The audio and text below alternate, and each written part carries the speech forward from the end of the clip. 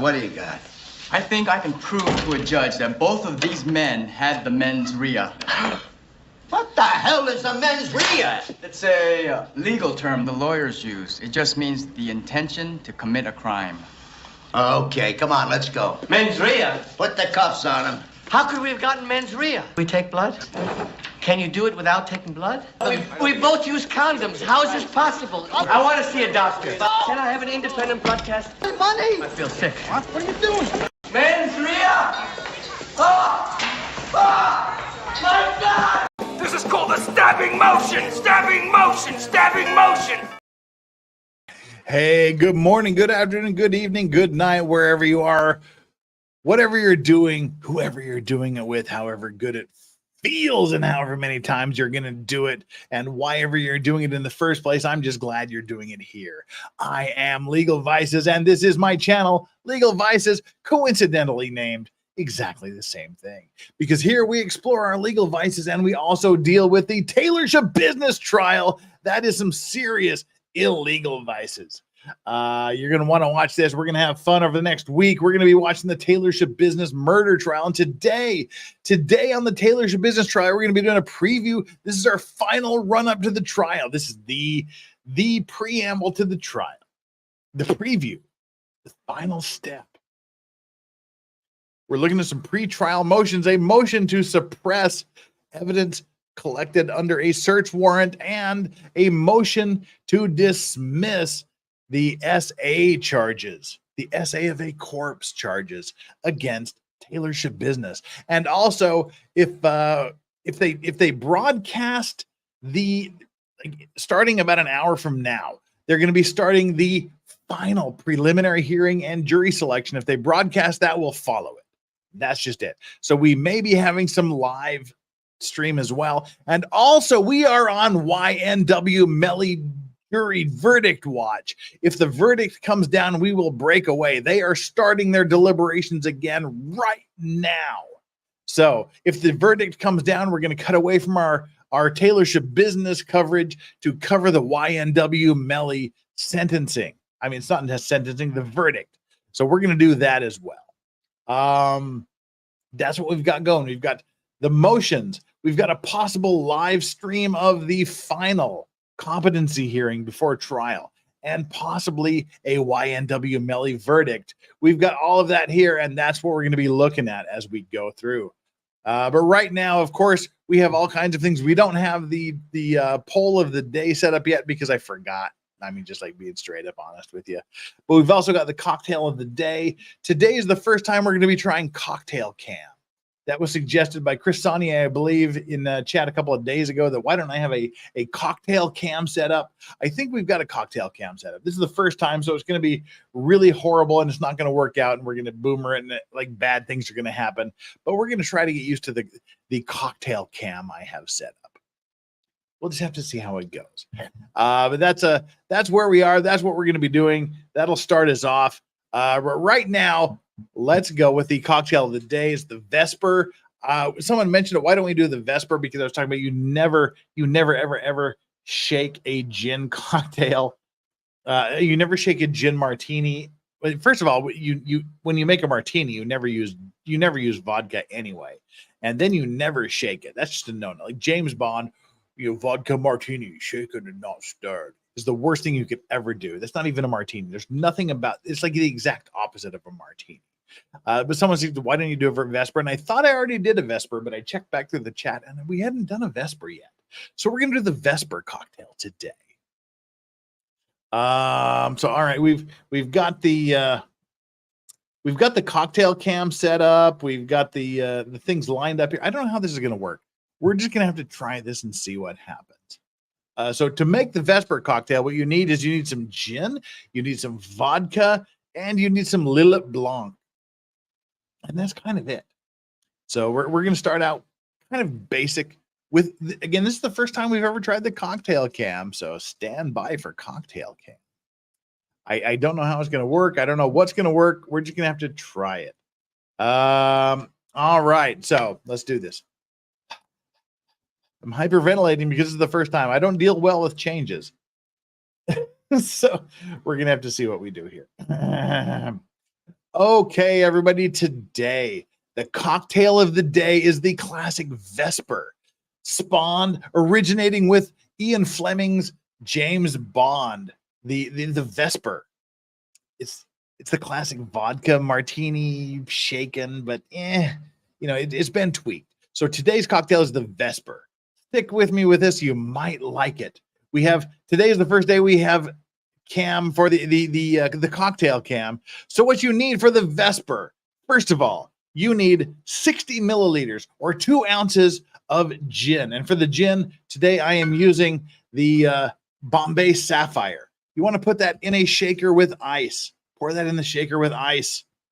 And then you're going to want to add to that 1.5 milliliters of vodka, or half an ounce of vodka. Add that. And for the vodka, use a good vodka. I'm using Nemirov Ukrainian vodka. Add that to your shaker. Then please add 10 milliliters. Add 10 milliliters of Lillet Blanc. This is Lillet Blanc. Add 10 milliliters of that, like 1/3 of an ounce. Pour that in here. Add 1/3 of an ounce to your cocktail. All right. Add that to the ice and then shake it. Put the cap on and give it a good old-fashioned shake.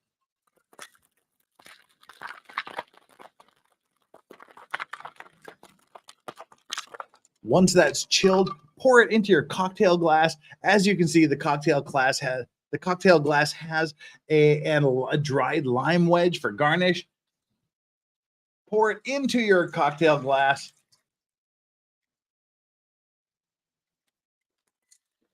And that right there is the cocktail of the day, the classic Vesper, made famous by Ian Fleming in the James Bond series. Cheers. All right, everybody. Now we need to know what do you all think? What do you all think of cocktail cam? Was that a thing? Is the cocktail cam going to be a thing? We can work on it. We need to refine it. That was literally the first time I've ever tried cocktail cam, so I don't know what y'all thought. I don't know if it helped. You see what I do. Let me know. 1 for yes, cocktail cam. 2 for never fucking do that again. Now I will respect your wishes. 1 for cocktail cam. 2 for please never do that again. Let's see what y'all think. I kind of like cocktail cam personally myself. Once I figure it out and I get more comfortable with it, we can. Oh, everybody says 1. Wow, there's no 1s. Oh, there's 1, 2. There's like 1, 2. Lots of 69s, which I appreciate. 420s, that's kind of not me. There has literally been only 1, 2. Never do that again in chat. So that's great. All right. Well, I have to get more familiar with cocktail cam. Have to get more used to it. Get used to the directions and how everything works. But all right, that's kind of cool. All right, we'll do that, and we'll see what my clip person, my super secret clip person does with the clip of this. So we every day we do the shorts. We clip some shorts. We upload the shorts to Legal Vice's cocktail playlist. If you go to my playlist, we have a cocktail playlist where we do every cocktail of the day. My clipping person clips that, and we upload it. We'll see how they do with that split camera. The me cam and the cocktail cam. I'm curious to see how this all works out. So, all right. Mexican Vader is here. Haven't seen Mexican Vader in a minute. John Byrne. I love you always, John Byrne. John Byrne, the person who is solely responsible for each and every emoji you have as a subscribed member of the Legal Vices channel. If you are one of my members, if you're one of my many massive members, you get to use John Burns emojis. Chandler Remington in chat. Now I want a Vesper. Cheers. Exactly. The Vesper is a simple cocktail. It's great. You just need the vodka, the gin, and the Lillet Blanc, and you are done. That's all it is. And if you don't have Lillet Blanc, you could use a dry vermouth. That would do you as well. Lillet Blanc is how it's supposed to be. And when any recipe that calls for dry vermouth, I use Lillet Blanc in it because I just love the taste of Lillet Blanc. Anyway, that's it. That's the Vesper cocktail, made famous in Ian Fleming's first James Bond novel. So All right, what are we doing here? Why are we here? Who am I? What am I doing? Why are we here? We currently have 529 viewers for the TAYLOR Schabusines motion hearing. And Chandler, I'm so glad you're here. I got to tell you, this is going to be kind of a loose thing here that we're going through today. I've got to set up some stuff before we even get started because we have so many irons in the fire. This morning is a status hearing for the TAYLOR Schabusines trial. Her final hurdle is she has to clear today's hearing. Today, the state, the court-appointed psychologist will be giving their opinion on whether or not TAYLOR Schabusines is, wow, I've got the hiccups.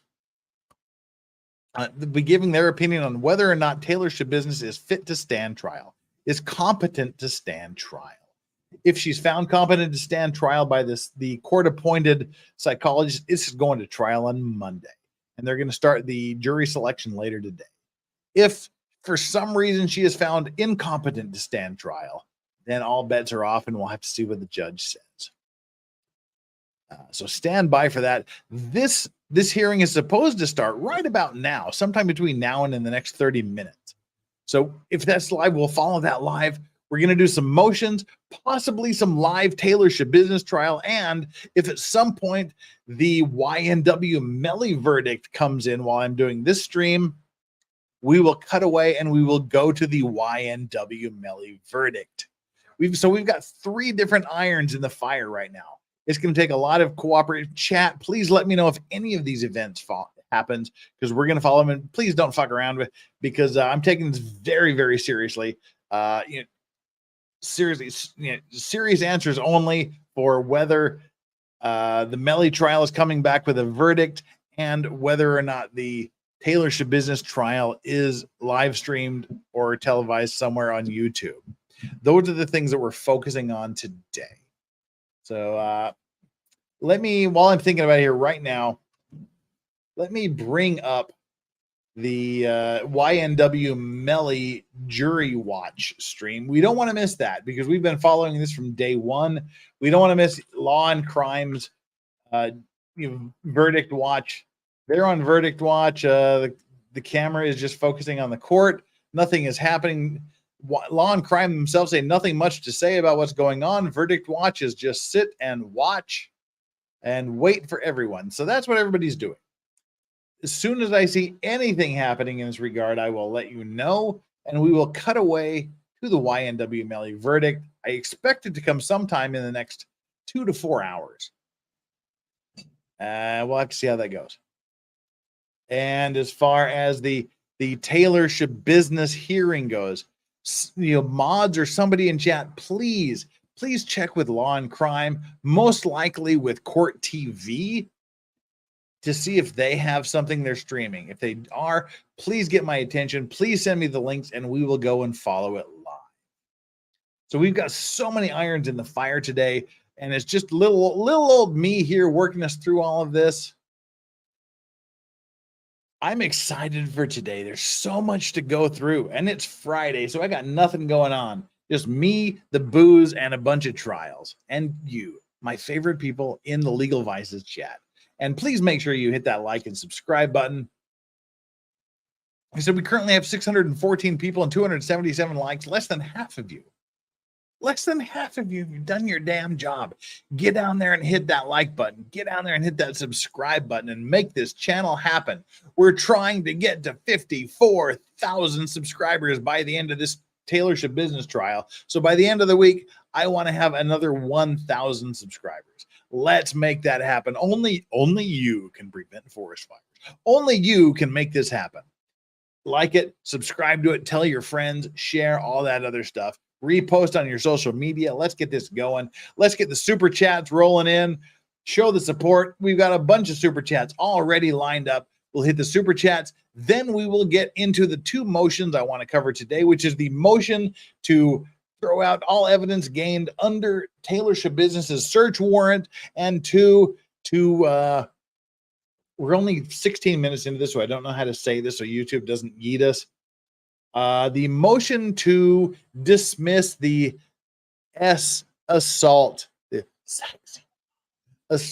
charges against Taylor Shabusiness. Those are the two motions we want to cover, and everything else, the current status hearing, whatever it is, all of the the Melly verdict, all of that is bonus. That's all extra, frosting on the cake. So let's look at this. Let's go through it. Legal Vice's tits are ass. Definitely, I'm an ass man first, then a tit. So now we've got that out of the way. Thank you. And let me go through here to the super chats. Adam Wathen with the $20 super chat to kick us off. You automatically become the Vice Racks of the day with that super generous super chat. You're following in Nick's footsteps of being late. Who is she to attack today? Who is she to attack today? I'm not following in Nick's footsteps to be late. There's like the last few minutes of tweaks that I need to do, that I have to do. I could be better. I apologize for that, but I just want to give you the best version of me that you can possibly have. I do it for you. I'm late for you so that I can give you the best legal vices that you can possibly get. And that one chick has been a new member. That one chick is a new member of the Clean and Sober crew. Thank you so much. And Marv White, who has been a 7-month member of the Bent Halos and Broken Wings tier of Uber membership, says, I'm going through OJ Thursday withdrawals. We'll get there. Just wait. Next week. Not this week. Next week, we'll get back to OJ. We'll get back. I promise. I swear to God. But this week is totally about Taylor Shabusiness. And who do we have next? We have Bad Weather Biker. I'm just here for the crockpot recipes. Because as we know, Taylor Shabusiness, she left a leg and a foot of her victim in a crock pot. Not in the crock pot itself, but in the crock pot box in the van owned by her roommate. And I'm sure her roommate was like, hey, thanks for that. So yeah, crock pot recipes. We need to get some Taylor Shabusiness chili recipes. I should do that over the weekend. I should make some Taylor Shabusiness themed chili. That's what I'll do. I'm going to do that. Sunday will be Taylor Shabusiness chili day. We're going to do that. All right. I think that's what we're going to do. Taylor Shabusiness chili consumable on Monday. So, all right. Thank you so much for that one chick. And Bad Weather Biker. I'm just here for the crockpot recipes. Thank you so much for that. Chandler Remington in chat. We've missed you for the past couple days, Chandler. I know you're dealing with stuff, but we're glad to have you here. Now I want a Vespers. Cheers to you, Chandler. If YNW Melly verdict comes in, I'm going to throw you the link, so please stand by. Wolfram with a $5 super chat. Just curious, Jeff, what is that guitar clip in your intro? I don't know. It's just something that my clip person found in the free to use non-copyright cucked music category stuff. It's a basic guitar riff from somebody. I don't know. So I cannot answer that question. I do not know. Buddha Berries, fresh off the Australian League lingerie football tour. Law and Crime is covering the hearing for Taylor. All right, that's going to be good. We're going to keep an eye on that. I will check. And John Byrne, my brother, my homie, my guy that gives us all of our emojis for the members, $2 super chat. Thank you so much for that super sticker.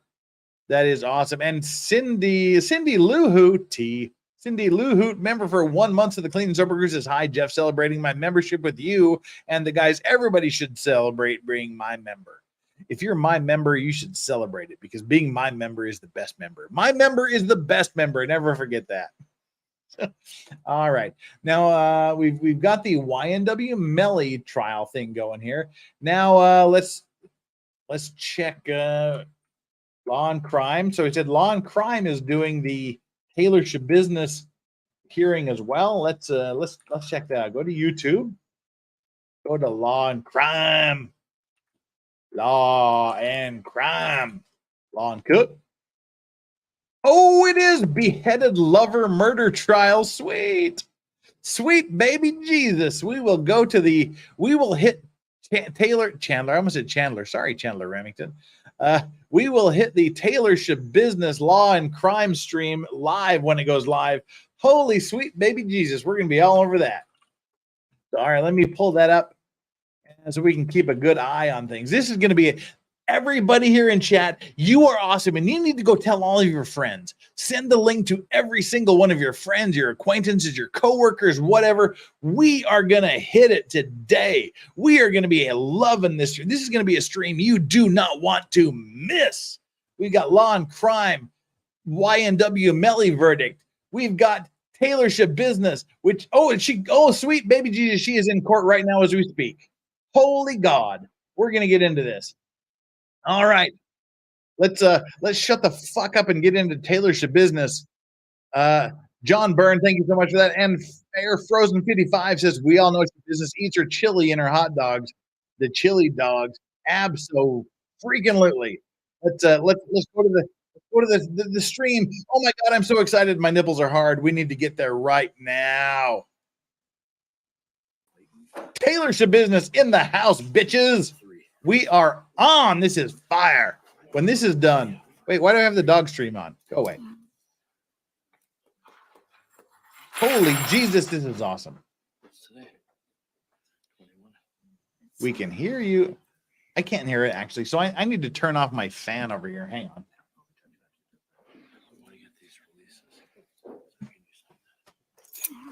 Eric, I'm going to ask you everything. Can I give her this pen to sign the release? Sure. I need to get some more records. Yeah. Go ahead. I got permission. We can hear you, lawyer. There you go, right there. Sorry. We can hear you. Except for if I mute it, then we can't hear you. Appreciate it. Absolutely. This is TAYLOR Schabusiness there at the defense table. This is awesome. We are live.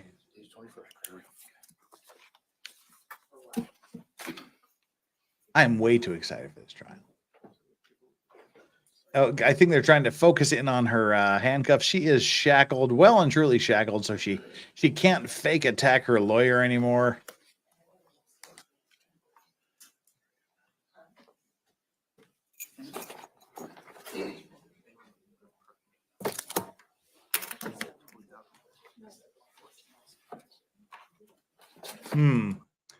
Oops, sorry, I didn't mean to pause that.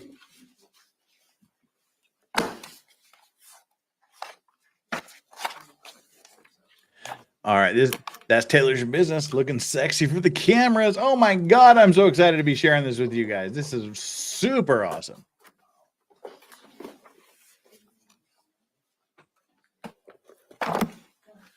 All right, everybody. Voodoo Berry's Law and Crime is covering. We already did that. How did that like come up again? But thank you so much for that. Thank you so much for tipping us off to that. You are an absolutely awesome person. Voodoo Berries. And Steve C says that's a weird belly ring. Yeah. Let's listen to what she's saying to her. It's supposed to be able to hear this, but we can't.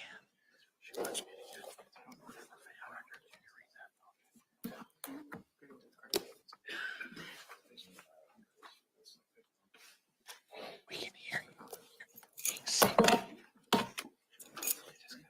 Just look at stuff and find her. Absolutely.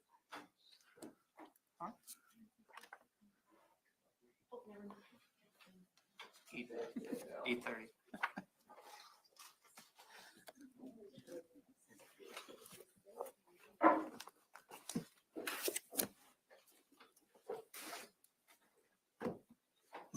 All right, we're waiting for something to happen in court. She's sitting there.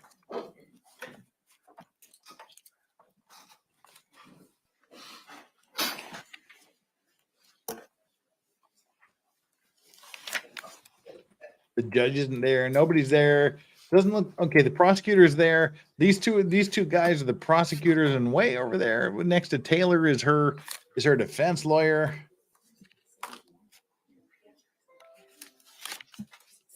Somebody's turning on their computer. Windows.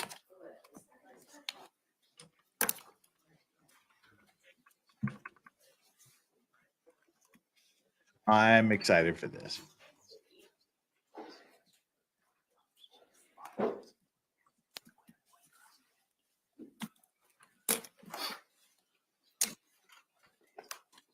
I don't know what's going on. We're just waiting to hear it. It's all up to the court when the court starts. I don't know. We'll just have to see.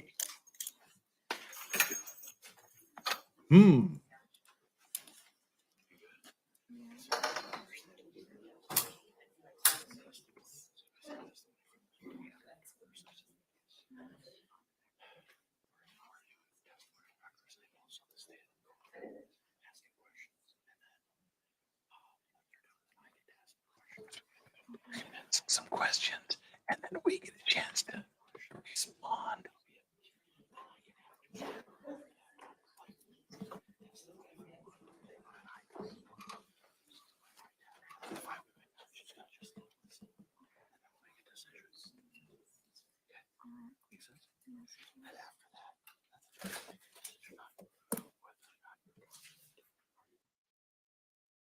Oh, they stopped us. Dang it. What's going on?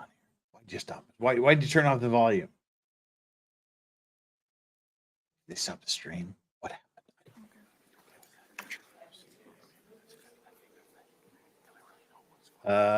All right. We're just kind of watching to see if something happens in the very near future. If not, we'll start the motions.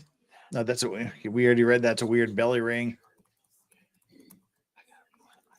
I'm just trying to figure out what's going on here. Is the judge going to come in momentarily and we're going to start, or are they just they're just screwing around with the cameras, testing it out, waiting, and the judge is going to come in 25 minutes from now? I don't know.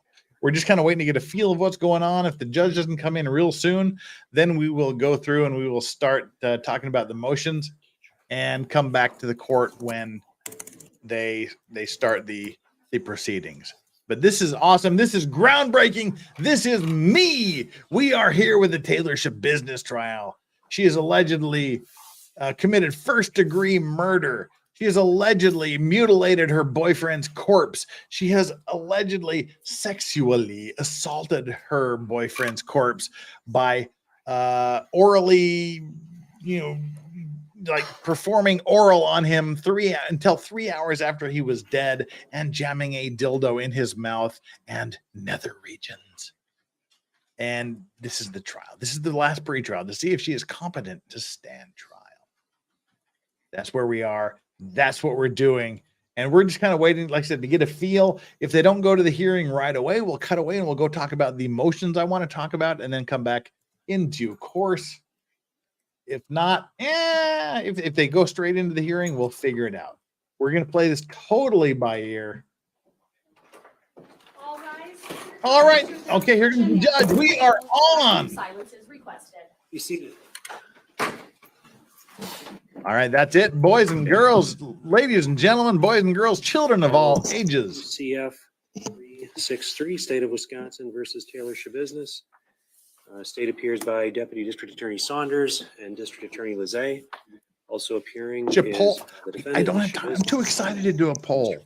And speed whoop. This morning, a continuation of the competency hearing. And the court has now received a copy of the report from the Wisconsin Forensic Unit. Dr. Seipel, he's here on the Zoom. Did both parties receive a copy, Mr. Saunders? Yes. Mr. Freilich? Yes, I like this judge. This judge is good. This Very judge good. is fair. This judge is strict. I like him a lot. Up, because we had the first half of this hearing last week. That was Dr. Lighton testifying. I know that she's on the Zoom as well. So Mr. Freilich may or may not choose to call her in rebuttal. Thank you. Afterwards. But I think I'd turn the case over to you. Do you want to initially direct Dr. Seipel, Mr. Saunders? I'll take care of questioning this morning, Your Honor. Mr. Lizzie, then are you going to call Dr. Seipel then? Yes, I am, Your Honor. Okay, doctor, if you could please raise your right hand, I'm going to place you under oath. All You right, here swear we go. the testimony you are about to give will be the truth, the whole truth, and nothing This but is the truth, so help you God. court-appointed psychologist who Very has good, reviewed Mr. TAYLOR Lizzie, the witness Schabusines is once yours. before to Thank determine you, whether or not Dr. Seipel. Can you state for the record how you are currently employed?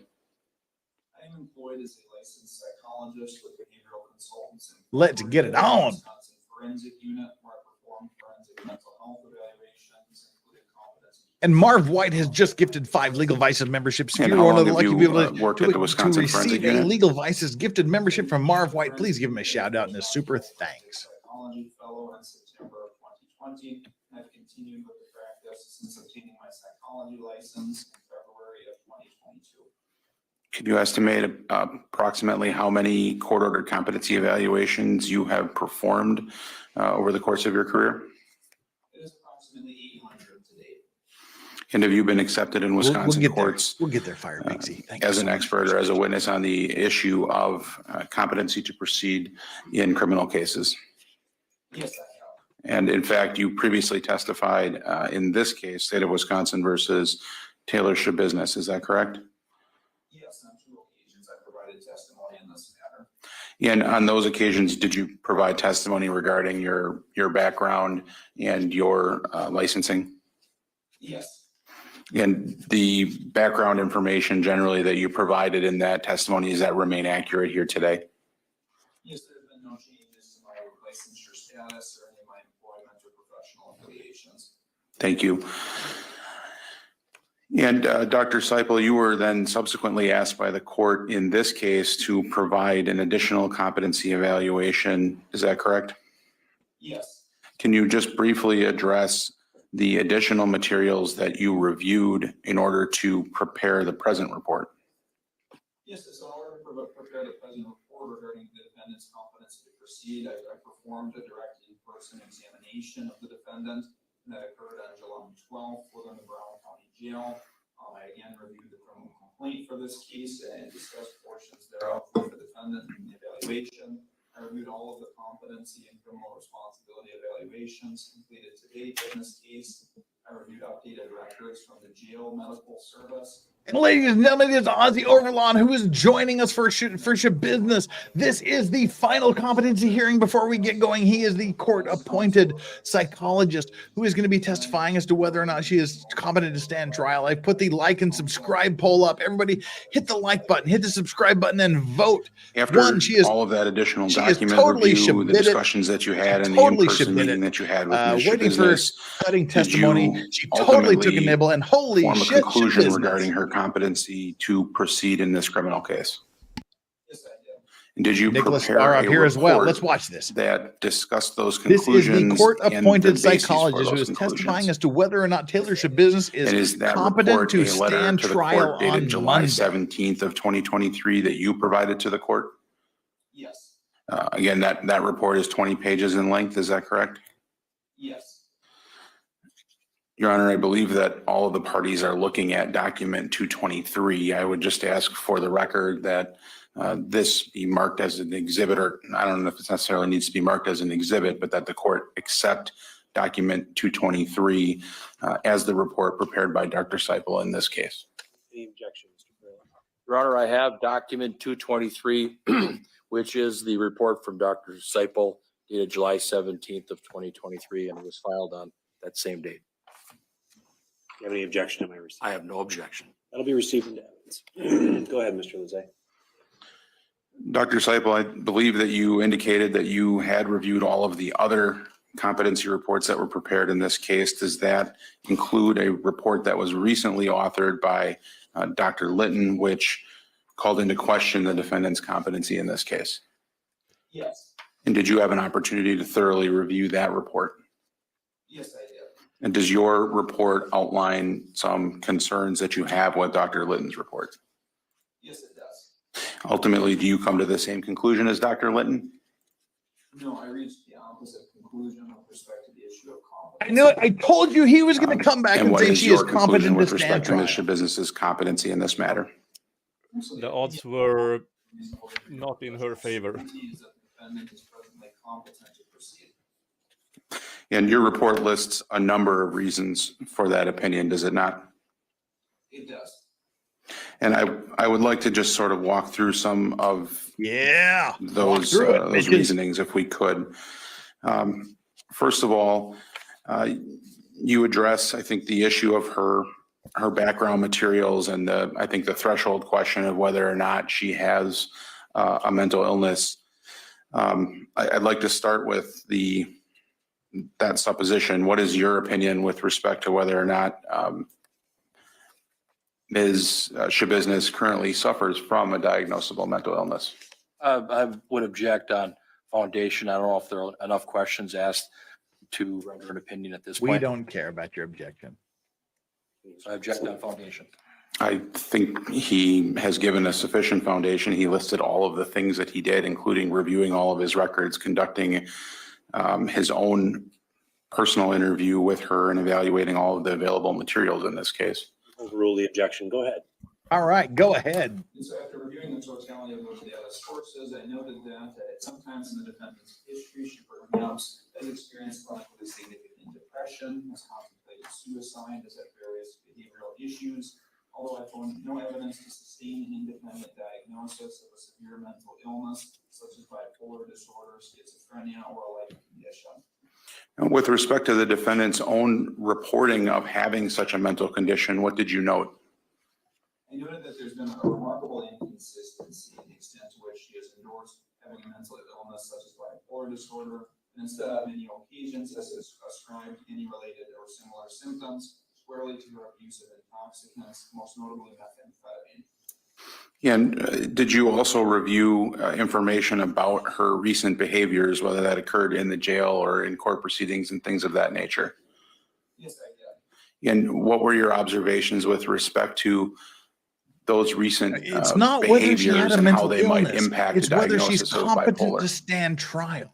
That means, did she understand what she was doing at the time she did it was wrong?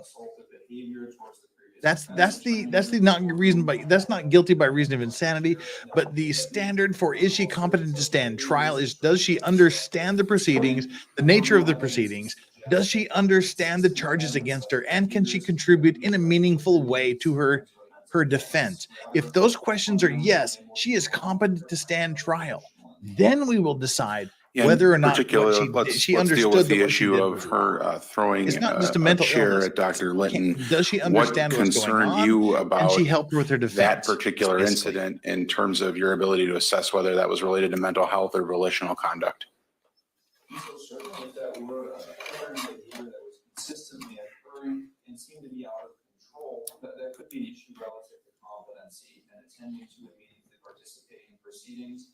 Although again, that was an isolated event. And there's noteworthy that after immediately, at least according to Dr. Litton's report, immediately after the defendant did such behavior, she calmly sat back down, which is inconsistent with someone in a state of psychotic agitation who typically would require significant external intervention or chemical or physical restraint in order to regain behavioral composure.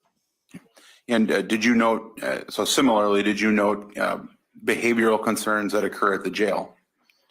Yes, there are very intermittent acting out behaviors that do result in citations within the jail. And did the nature of those citations, is that in your view consistent with a psychosis or consistent with volitional behavior? I would say I cannot rule out that they're most fundamentally volitionally motivated, and perhaps my motives such as boredom as well. And what is the basis for forming that conclusion? Again, there's a lack of consistency both in the timing and type of these behaviors that were occurring. Again, they were very isolated brief incidents, and again, other motives could reasonably be inferred, such as I'm aware that there was a day in which she stood nude when receiving her meal trays, and it could easily be inferred that exhibitionism or sexual gratification was a motive at play, and there was otherwise no evidence that she was actively symptomatic of a mental illness on the day. Titties! Can you guys hear this okay, or do I need to boost the volume a little bit? Everybody let me know what you think. The lawyer we can hear. From your review of the jail records and from This guy the other behavioral observations of I don't want to Ms. Shabusiness, does it appear that she has any trouble controlling her behaviors when she has a need to get her own needs met? Yeah. Okay. Calls for objection. It calls for speculation, Your Honor, and it's kind of a compound question. Overruled. Answer the question if you can, Doctor. I can't boost only the doctor. It's everybody or nobody. That's your choices. Context for the defendant. It does appear that she is able to maintain behavioral control when it is in her desire or interest to do so. For example, she displayed a sustained period of behavioral stability, which she herself directly attributed to her desire to have reduced security precautions within the jail. And Dr. Seipel, you obviously mentioned you reviewed the report of Dr. Litton with respect to the contact that she had with Ms. Shabusiness and her observations in the course of her interview. Could you describe how your interview with Ms. Shabusiness differed from Dr. Litton's observations? Yes, and so Mr. Business during now 2 contacts, and especially focusing on the most recent contact earlier this month, she maintained behavioral control. There was no acting out or aggressive behaviors.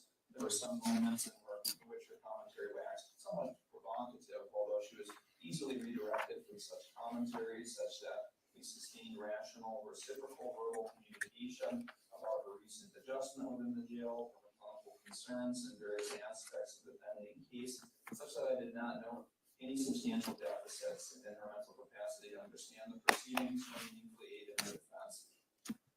And I want to talk particularly about that last point. You did in detail address with her understanding of the legal proceedings. Is that right? Yes. And was she able to meaningfully describe the roles of the parties and the purpose of these proceedings and how they would go forward? Yes. Did she really express any concerns regarding any of those issues? I would say there were some minor points of confusion, such as the maximum sentence for her lesser charges, or some of the nuances. Yeah, but I'm a lawyer and I barely understand lesser included charges, so that's not really an issue as far as I'm concerned. There was no substantial deficits in her understanding of the proceedings in general, or the specific posture of this case, and the plea that she has selected for her defense. And on the second point, the ability to assist in her defense, one of the concerns I think that Dr. Litton raised was proclaimed amnesia or inability to recall events. Is that something that you significantly noted in your interview with Ms. Shabusiness? What was interesting was that across prior evaluations, she has claimed amnesia for past events, most specifically the date of her alleged misconduct in this case, although she did not make such a claim during our most recent contact. Rather, she relayed what seemed to be an intact recollection of the date. Yeah, so he's saying she's malingering. She remembers everything, even though she says she doesn't.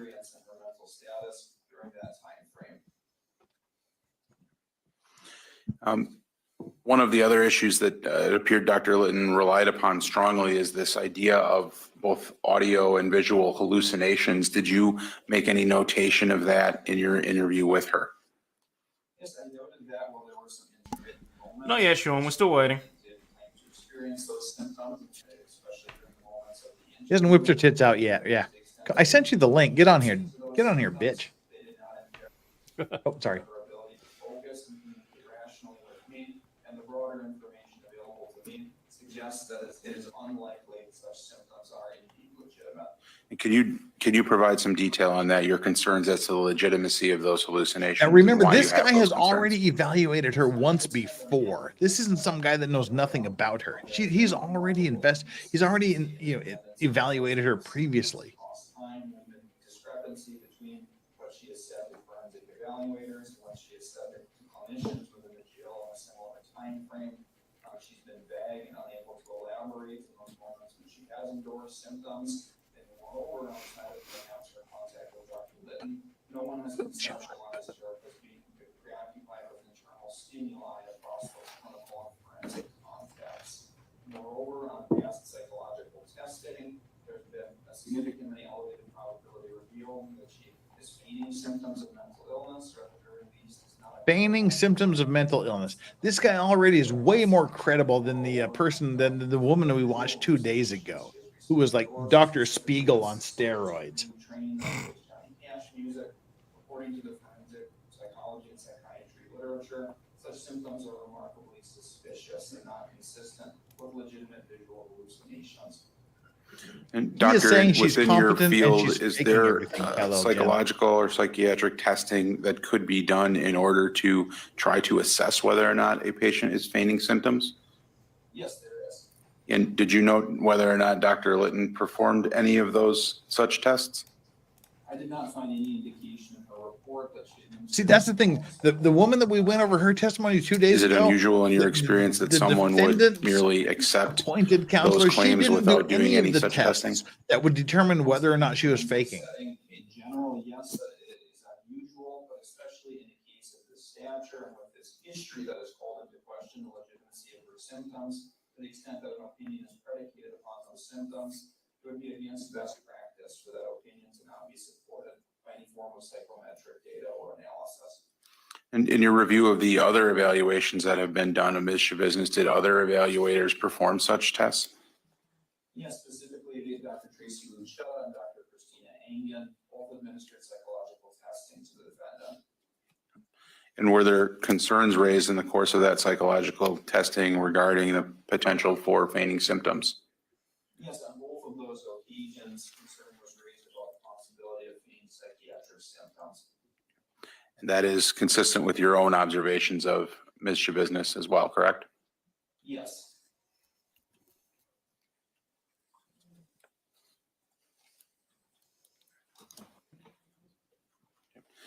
And then, Doctor, again, just to reiterate, what is your conclusion with respect to Ms. Shabusiness's competency to proceed in this matter? My conclusion, to a reasonable degree of professional certainty, is that Mr. Business is competent to proceed. Boom! Reasonable degree of You have no further certainty questions she at is. this time. You see, this Cross-examination, one's so Mr. much Fraley. easier, Thank you very so much, Your much Honor. shorter than what the defense did. The Dr. defense was Seipel, good morning. obfuscating and had some random rambling grandma. So you Dr. did Spiegel shit. a competency evaluation on my client, Taylor Denise Shabusiness, correct? Yes. And you met with her at the Brown County Jail on July 12th of 2023, correct? Yes. How long was that interview? It was approximately 90 minutes. And where did the interview occur? It was in a conference room within the area of the jail that was immediately adjacent to the reception area.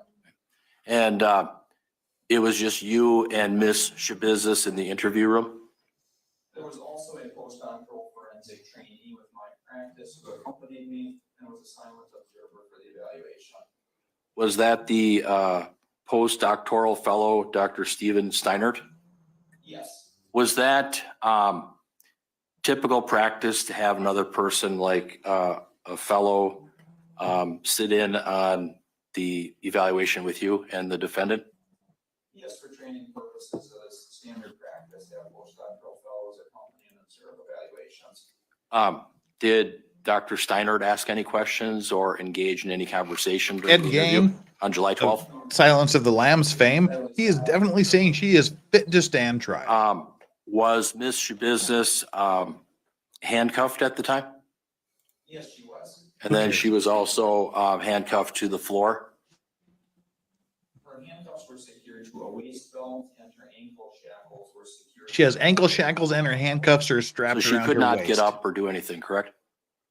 She could not rise from her seat. At least Yeah, she not couldn't fully. fake attack her lawyer again.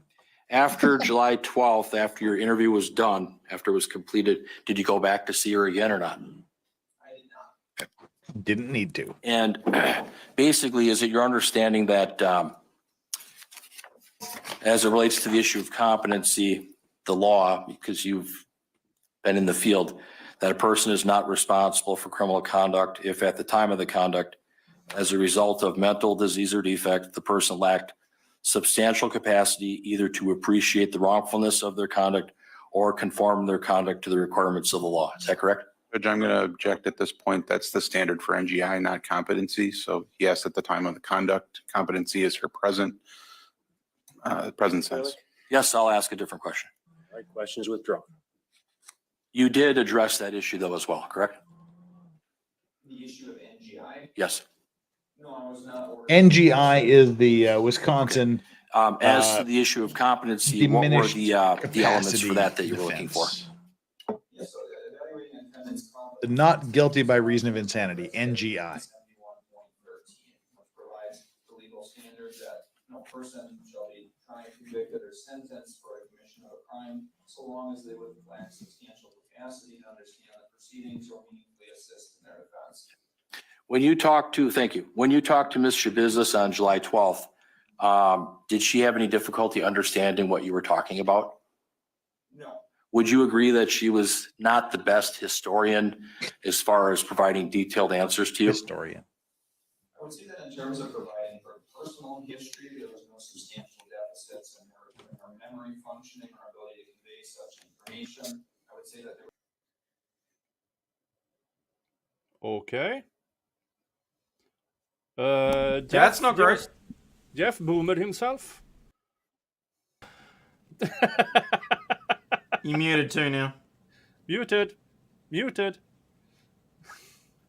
Jeff, Don't touch That buttons. I didn't touch anything. It just did that. That was weird. Okay. Anyway, back to our regularly scheduled thing. And then It you was a started to raindrop kind of on talk the phone, about wasn't some it? of the I have problems no that idea she's what that had at the was. jail. Is that fair? I'm literally not touching anything. No, I don't. I'm not even. I'm just sitting here. That was just a thing. Anyway, let's watch this.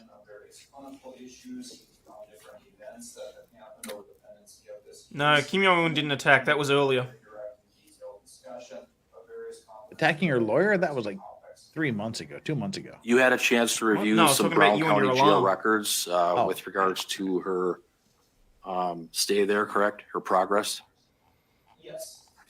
You went through all the records, correct? Yeah, Jeff has this button under his desk. It's a burglar alarm. But then he watched You reviewed records that I sent to you, correct? laundry women's football, and it just went off by itself. Something pressed it from under the table. When you looked at the jail records, did you find that she had a lot of different issues in the jail on a daily basis with regards to not coming out of her room, not standing for jail count, other issues? I would say the only issue that has been regular but not necessarily daily has been failing to stand for the required counts within the jail. Okay. What about, was there an incident where she allegedly took a staple and jammed it into her arm where she needed to leave and get some medical care? Yes, there was. Can you tell me about that, what you reviewed as to that topic? Yes, and so there were, and again, that was around the time that these records began in December. She wanted painkillers? There was an incident. I've heard stranger things done to themselves. Sent out to the emergency department for treatment of that injury. And what is noteworthy was when discussing that during the clinical interview with Shabusiness, that she suggested that behavior. We did that as teenagers for fun. Oh, look what I can do. Clonk, clonk. Do you know if when that happened, she was suicidal or in a psychotic state at that time? With a stapler? To me, experiencing suicidal intent at the time of that behavior, and immediately upon her return to the jail and discussing that incident with jail providers, she denied feeling suicidal and did not endorse or disclose any psychotic symptoms. That incident where she put a staple in her arm, that was self-mutilating behavior, self-injurious behavior, correct? I would say yes, it was a behavior of her volition that resulted in a Staple. During your contact with her, did you find her to be suffering from like a depressive disorder, from PTSD, from other issues? I noted that she gave somewhat of a mixed and conflicting information with regard to her recent emotional functioning, suggesting that on the one hand, she was experiencing some depression, although perhaps on the other hand, experiencing some modest mood elevation. Although during the moment of that contact, she did not present as significantly depressed, she did not present with significantly elevated mood. Essentially, there were no mood-related symptoms that impaired her ability to sustain focus and communicate coherently and rationally with me. With respect to the issue of post-traumatic stress, there does seem to be some symptoms of that kind in her clinical history, stemming from seemingly a history of abuse, although she's been inconsistent the extent to which she has endorsed abuse, although there was nothing that she endorsed or displayed that warranted an independent diagnosis of a condition like post-traumatic stress disorder. Did Ms. Shabusiness indicate to you that her father had sexually abused her when she was younger? Doesn't matter. Yes, that she did endorse experiencing that kind of abuse, that she conveyed that to me during the current clinical interview. You also commented on the fact that her mother died, I believe maybe in 2008. Did you take that into consideration as you reviewed her mental status? I would say that is an aspect of her clinical history that I am aware of, although I did not note any direct impingement upon that historical event upon her current mental status.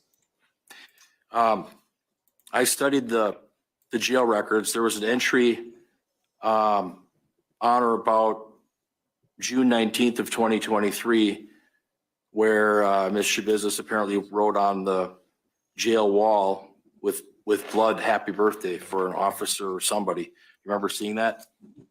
Yes, I did find indication that she had written some letters on the wall and filled in at least one of those letters with her own blood. Does that give you pause when you assess her whole overall mental status? Nope. I would say if there were more active indications of acute psychiatric instability, that event would give me more reason for concern. Although its isolated nature, various performance strengths, and psychiatric stability that she displayed during the clinical interview, no, it does not cause any substantial concern on my end. Did you understand that TAYLOR Schabusines was prescribed medications at the Brown County Jail, at least in 2023? Yes, she has been treated with some psychotropic medications within the jail. Like olanzapine, correct? Yes. And did you gather or garner information that she wasn't taking the meds, she refused to take the meds, that the meds got passed around, that she didn't actually ingest the medication so that she could get better? There was indication, at least from her medication administration record, that she generally took that medication daily during the month of March of this year. I'm also aware that there was at least one incident in which a girl was discovered in the pocket of her uniform, which calls into question her medication compliance. Although since March, she has been remarkably inconsistent in accepting that medication, including taking it just a few times in recent months.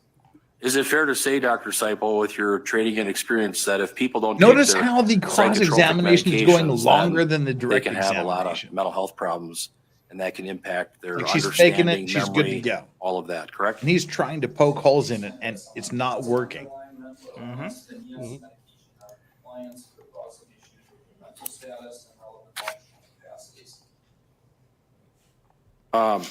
You also reviewed, is it true that you reviewed some jail records where she was walking around naked during dinner service, standing naked in front of her jail cell window? It's almost as if she's like trying to find a way to and fake having it. issues with that, taking the clothes off, putting them back on.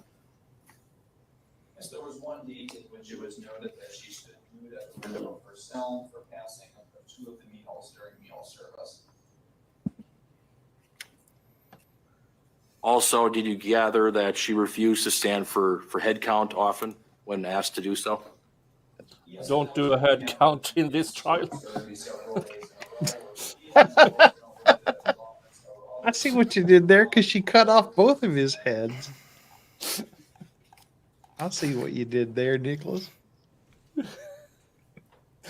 This trial is too easy for puns. I mean, see, this Yeah, judge why we wants just gotta to bring go her ahead A with game? this. Yeah. yeah, throw her a bone. She, well, yeah. She's already had a bone or two.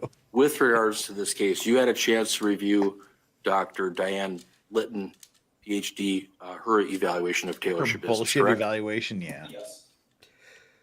Her conclusions and findings are in direct conflict with your findings and conclusions. Is that fair? Here's her bullshit. Yes, we reached the opposite opinion with respect to the issue of competency. And that's where the contest lies, correct? On the issue of competency? Yes, as my understanding, that is what I have been ordered to evaluate in this case, and as my understanding, that is the purpose of this morning's hearing. You had a chance to review Dr. Deborah Collins' report, correct? Yes, I did. You had a chance to review your earlier report, correct? Yes.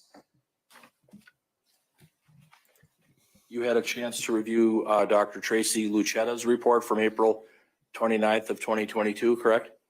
Yes. In Dr. Lucetta's report, do you know her? I do not personally know Dr. Lucetta, although I've certainly seen her work on several occasions. Okay, thank you. But you read over the report and you're aware of her findings, correct? Yes. Would you agree with me that she recommended a transfer of Ms. Shabusiness to one of the state's psychiatric facilities like Mendota Mental Health Institute or Winnebago Mental Health Institute for further evaluation under close and extended observation by qualified professionals? Are you aware of that? Yes, that is the recommendation that she offered at the conclusion of her report. Do you agree with that? That maybe the court should consider having Ms. Shabusiness go for a longer observation period with a team No. to assess her competency rather than having a 90-minute interview or conference with the doctor? No. So she can invent new things to Right. fake? Exactly. Just And it's fucking go with it. Competency in this case. Yes, And did you have an opportunity to thoroughly review that report? yes, I did. And does your report outline some concerns that you have with Dr. Litton's report? Yes, it does. Ultimately, do you come to the same conclusion as Dr. Litton? No, I reached the opposite conclusion with respect to the issue of competency. And what is your conclusion with respect to Ms. Shabusiness's competency in this matter? Fucking faking it. So the opinion that I offer to a reasonable degree of professional certainty is that the defendant is presently competent to proceed. Yeah, let's get it on. And your report lists a number of reasons for that opinion, does it not? It does. And I would like to just sort of walk through some of those reasonings if we could. First of all, you address, I think, the issue of her background materials and I think the threshold question of whether or not she has a mental illness. I'd like to start with that supposition. What is your opinion with respect to whether or not Ms. Shabusiness currently suffers from a diagnosable mental illness? I would object on foundation. I don't know if there are enough questions asked to render an opinion at this point. So I object on foundation. I think he has given a sufficient foundation. He listed all of the things that he did, including reviewing all of his records, conducting his own personal interview with her, and evaluating all of the available materials in this case. Overrule the objection. Go ahead. Yeah, go ahead. Go ahead. Talk about it. During the totality of what the sources, I noted that sometimes in the defendant's history, she I am in the Shabasement. That's right there. I am in the Shabasement, complete with bucket at the bottom of the stairs.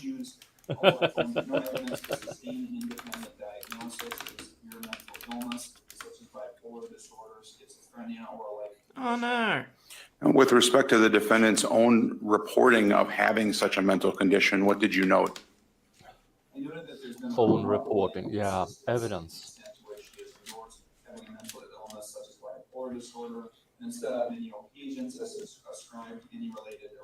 No, that's an AI generated basement, complete with bucket.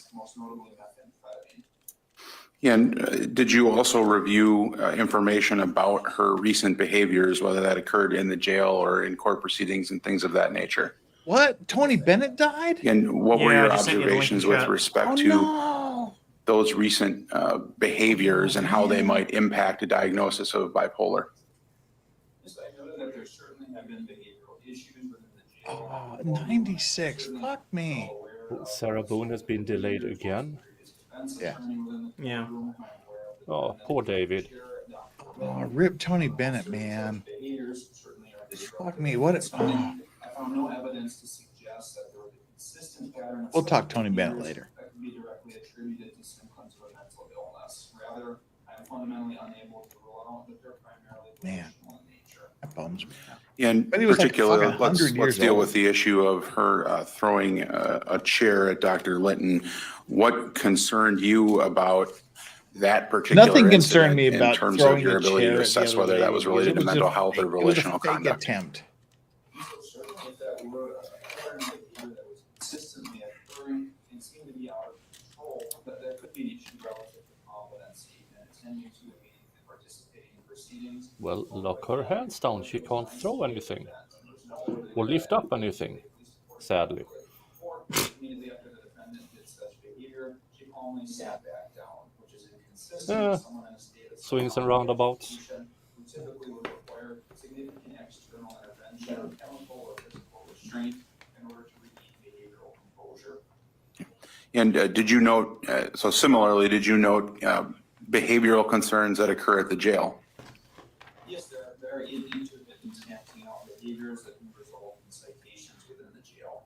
And did the nature of those citations, is that in your view consistent with a psychosis or consistent with volitional behavior? I would say I cannot rule out that they're most fundamentally volitionally motivated, and perhaps And what is the basis for forming that conclusion?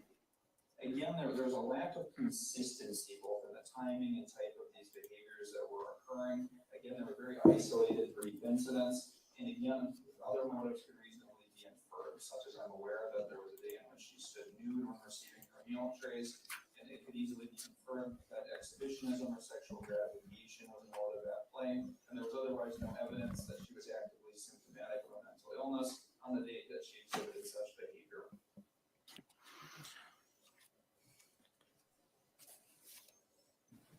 From your review of the jail records and from the other behavioral observations of Ms. Shabusiness, does it appear that she has any trouble controlling her behaviors when she has a need to get her own needs met? Yeah, she's been invested. She's been Objection, it calls for speculation. evaluated by this It's guy once kind of a and compound question. three other people.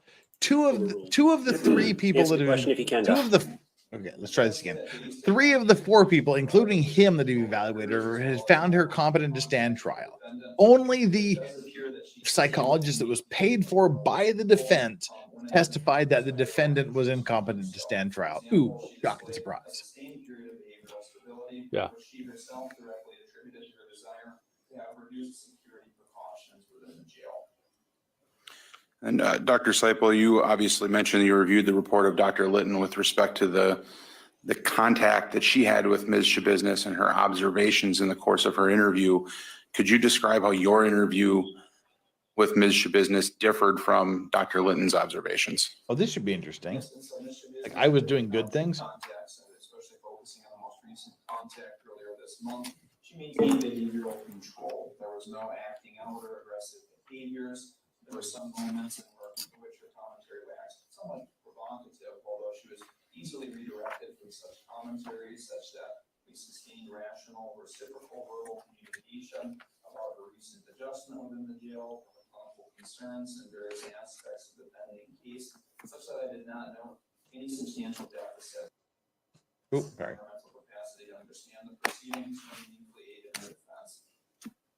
And I want to talk particularly about that last point. You did in detail address with her understanding of the legal proceedings. Is that right? Yes. And was she able to meaningfully describe the roles of the parties and the purpose of these proceedings and how they would go forward? Yes. Okay, I'm sorry to pause this here, but in the YNW Melly trial, we are currently on verdict watch. The jury has a question. They're asking the judge a question. They're going to read the question here soon. I won't cut away for that. We're going to watch this. The question doesn't matter. Only the verdict matters at this point. So if I find out what the question is, I'll let you know. Otherwise, we'll just continue with this. Did she really express any concerns regarding any of those issues? I would say there were some minor points of confusion, such as the maximum sentence for her lesser charges, or some of the nuances of the no contest plea, although she easily responded to brief education about those topics, such that in the end, there was no substantial deficits in understanding of the proceedings in general, or the specific posture of this case, and the plea that she has selected for her defense. And on the second point, the ability to assist in her defense, one of the concerns I think that Dr. Litton raised was proclaimed amnesia or inability to recall events. Is that something that you significantly noted in your interview? We call that faking where I come from. What was interesting was that across prior evaluations, she has claimed amnesia of past events, most specifically the date of her alleged misconduct in this case, although she did not make such a claim during our most recent contact. Rather, she relayed what seemed to be an intact recollection of the date in question, was able to comment coherently about different aspects of her experience and her mental status during that time frame. One of the other issues that it appeared Dr. Litton relied upon strongly is this idea of both audio and visual hallucinations. Did you make any notation of that in your interview with her? Yes, I noted that while there were some intermittent moments in which the defendant did claim to experience those symptoms, especially during the moments. Claim being the operative word. I noted that to the extent that there's any legitimacy to those symptoms, they did not impair her ability to focus irrationally with me, and the broader information That's the thing. The defendant's expert, the psychologist, she took everything she said and said, Can oh, you- she was can doing you this. She provide was some having detail these on that, your hallucinations. She concerns was as to the having these legitimacy of experiences. those This was happening. hallucinations and why you She have was, those she was concerns? having hallucinations of trains with Johnny Cash dying on it. She was just accepting it. He's saying she claimed to have these because it was a personal hallucination that could not be corroborated by anybody but herself. Good for this guy. She's been vague and unable to elaborate in those moments when she has endorsed symptoms. And moreover, outside of perhaps her contact with Dr. Litton, no one has conceptualized her as being preoccupied with internal stimuli across those clinical and forensic contexts. Moreover, on past psychological testing, there's been a significantly elevated probability reveal that she is feigning symptoms of mental illness, or at the very least is not a credible informant regarding the symptoms of her mental illness. She's faking. Moreover, the visual Psycho nut job. endorsed, specifically this supposed green train that plays Johnny Cash music, according to the forensic psychology. I joke my boyfriend with so I can watch him die. Suspicious and not consistent with legitimate visual hallucinations. And doctor, within your field, is there psychological or psychiatric testing that could be done in order to try to assess whether or not a patient is feigning symptoms? Yes, there is. And did you note whether or not Dr. Litton performed any of those such tests? I did not find any indication in her report that she administered any form of psychological testing. Is it unusual in your experience that someone would merely accept those claims without doing any such testing? I would say in the forensic setting. Oh, are they going to? We want another one because the previous didn't do a good job. The judge isn't going to have this. This is the fifth evaluation that's been done. Symptoms, it would be against best practice for that opinion to not be supported by any form of psychometric data or analysis. And in your review of the other evaluations that have been done of Ms. Shabusiness, did other evaluators perform such tests? Yes, specifically Dr. Tracy Lucia and Dr. Christina Angen both administered psychological testing to the defendant. And were there concerns raised in the course of that psychological testing regarding the potential for feigning symptoms? Yes, on both of those occasions, concern was raised about the possibility of feigning psychiatric symptoms. Fastest. And that is consistent with your own Jeff observations. was so excited he as well, exploded correct? his stream all over. Oh yeah. And Katara with a $10 super chat. Shabiz is the business. Thanks, Jeff. Thank you so much for those super chats. Keep And then, those super chats Doctor, rolling. again, just to This reiterate, is the what Taylor is your Shabusiness conclusion trial. with respect to Ms. Shabusiness's competency to proceed in this matter? My conclusion, to a reasonable degree of professional certainty, is that Mr. Business is competent to proceed. Thank you. I have no further questions at this time. Yep. Cross-examination, Mr. Freilich. Thank you very much, Your Honor. You really Dr. don't have Seipel, good morning.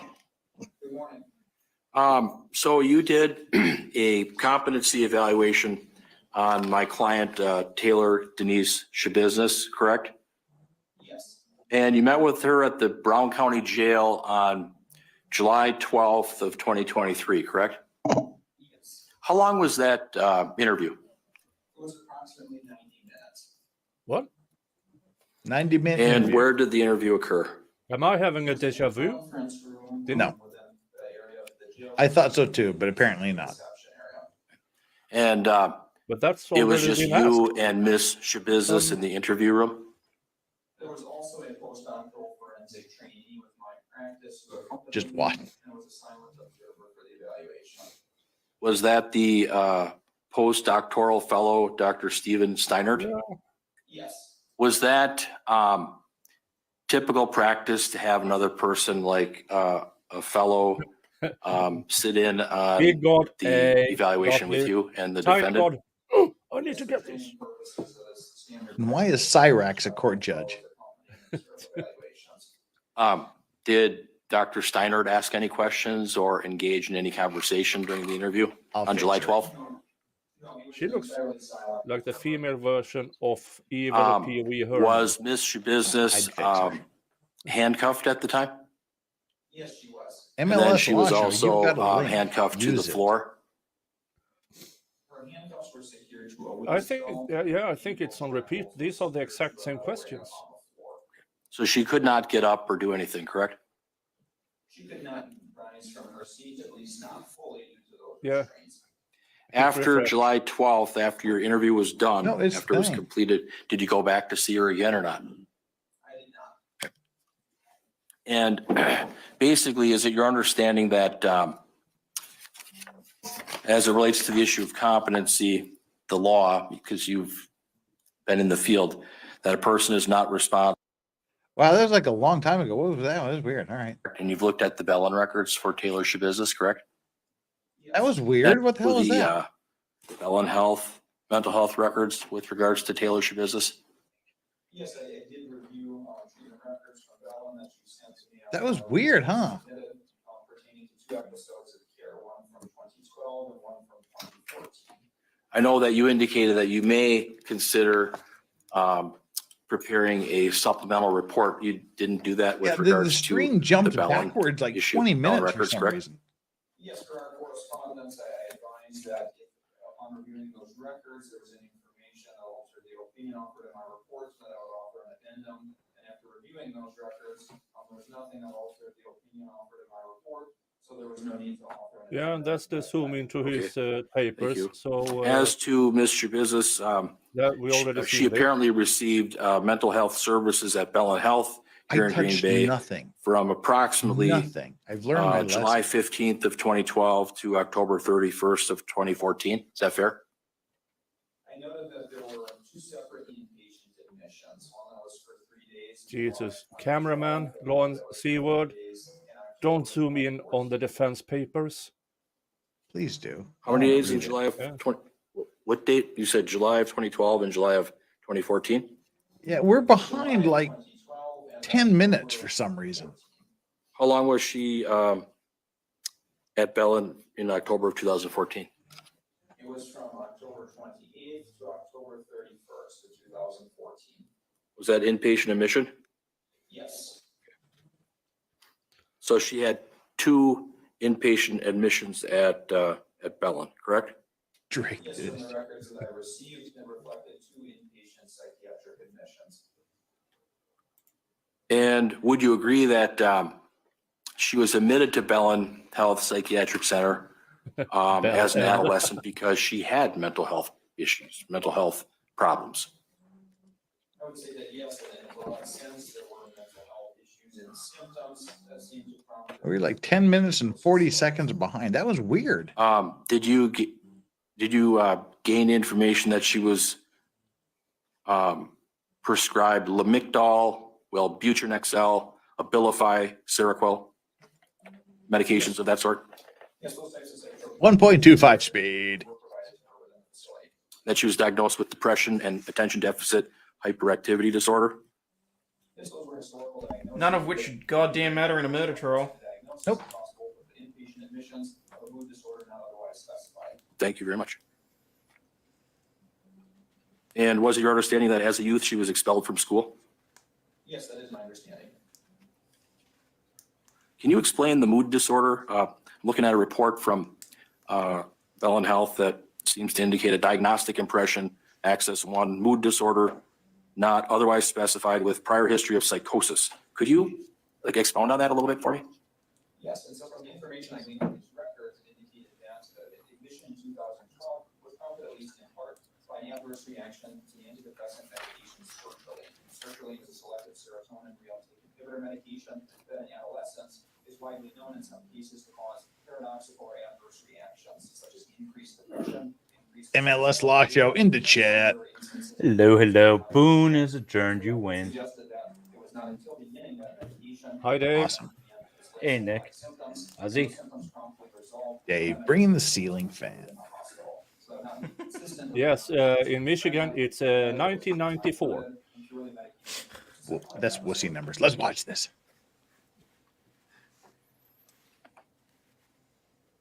Defendant. Thank you for It says it clarifying. right there. Read in some of the Bellin records that one of the major stressors in her life was the loss of her mother at such a young age. Adulterer. Someone needs to put the scarlet letter on her. Adulteress. Defendant. Like, why are they showing the defendant the sign that says defendant? I think she knows she's the defendant. Or maybe that's the reason When she we're was here. 16, she was See if she does voluntarily know admitted she's- to the crisis center for some suicidal ideation and being a runaway and not taking medications. Is that correct? What does that has to do with her competency today? Nothing. That's No an goddamn issue thing. for trial. If And in they the go records with also, did insanity you defense. gather information that Ms. Shabusiness had complaints of feeling things that were not real, almost like a dream, for several weeks, for 2 weeks or so, sometime in October of 2014? Yes, I did read in the record that she endured experiences of that type in the time period leading up to the hospitalization. And you agree that she had a real hard time with the loss of her mother and cries about it quite often? Yes, that again was Her head all the way back and starts vomiting pea soup. We know what's wrong. And did you understand that Ms. Shabusiness had to go to school even on the day that her mom passed away? to the extent that that was contained anywhere in the information I provided. Did you understand she was possessed by Satan? The power of Christ compels you. In school, she did terrible. She got all Fs. Is that correct? Did you gather? I'm sorry. Did you gather that from going through the Bellin records? Yes, it described how there was a decline in her academic performance during the school year following from other staff. Now, have you had cases where people that you work with in a professional capacity as a forensic psychologist, where people have court orders for civil commitment or court orders to take psychotropic medication? Yes, that is certainly something that is commonplace across the state of Wisconsin. And in this case, you did receive a copy of those orders, the order for commitment and the order for medications for TAYLOR Schabusines? I did not receive the court orders, although I received discharge documentation pertaining to the hospitalization during which she was assigned such a court order. And an order for commitment, that means the person has a mental defect. Is that correct? The relevant legal standard primarily pertains to dangerousness. The person is in acute danger to oneself, others, or of serious property damage, but it is not necessarily predicated per se upon any specific psychiatric diagnosis. If I'm looking at an order for commitment and it talks about court finds the subject is mentally ill, and that says it for TAYLOR Schabusines, would you believe that to be accurate? I would say that again, it is implicating some degree of mental health symptoms, although again, it can be somewhat of parsing words, looking at is it legitimate mental illness per se versus aberrant mental status resulting from acute and insignificant ingestion of intoxicants. I'm looking at the order for commitment. The court finds number 4, the subject has been adjudicated pursuant to 18 USC United States Code 922 G4 as a mental defective or committed to a mental institution. Would you have any reason to doubt that? I want to clarify your question, sir. Well, the order says that. So does that mean that she's got a mental defect? Yes. I would say it means that someone involved in petitioning for that order. She is a mental defect. Yes. And that from your review, was it your understanding that TAYLOR Schabusines was committed for 6 months to Nicolay Psychiatric Center? I'm aware that she was subject to 6 months civil commitment that did not result in a place. Oh, she's been committed in the past? Like a long time ago. 2012, 2014. Yeah. And was your understanding that she worked with Brown County Human Services when she was at the Nicolay Treatment Center? Speaking of people who have never And been committed. was it your understanding that the Chandler Nicolay Psychiatric Center is a maximum level of treatment? It's a locked unit. It's an inpatient facility. Is that correct? Yes, it is a locked inpatient psychiatric unit. So they don't just send anybody there. If you have a mental health problem, that's probably where you go, correct? At least in this town. I would say if you're having an episode of mental status. Oh, yeah. Yes, that it would commonly be a setting. Mike Morrison, so ready for this. If someone start is next week. deemed to Thank be, you for covering to it in suffer your from a mental funny and defect or informative mental way. I was illness, screaming to the big TV in the lab for the is guys. that always There's still 2 tag guys along in the with lab. them? Is that always Mike a label that Morrison they is an have awesome guy. for the We're future going to going give him a forward? shot of Whistle Pig tenure for this. Thank you so much, Mike Morrison. You are the fucking goat. Thank you so much. The cocktail glass, weirdly. Oh, is this the infamous Mike Morrison? Mm-hmm. Okay. I wanted to say to Mike And, Morrison, thank you so much you don't for often vouching see your people donation being ordered by the to court Zachariah to Anderson. be required to involuntarily take medication and take treatment, correct? Hey, Bandler, I didn't see you show up. Hey, Nicholas. All right. Hi. Hey, Hayden. Let's watch.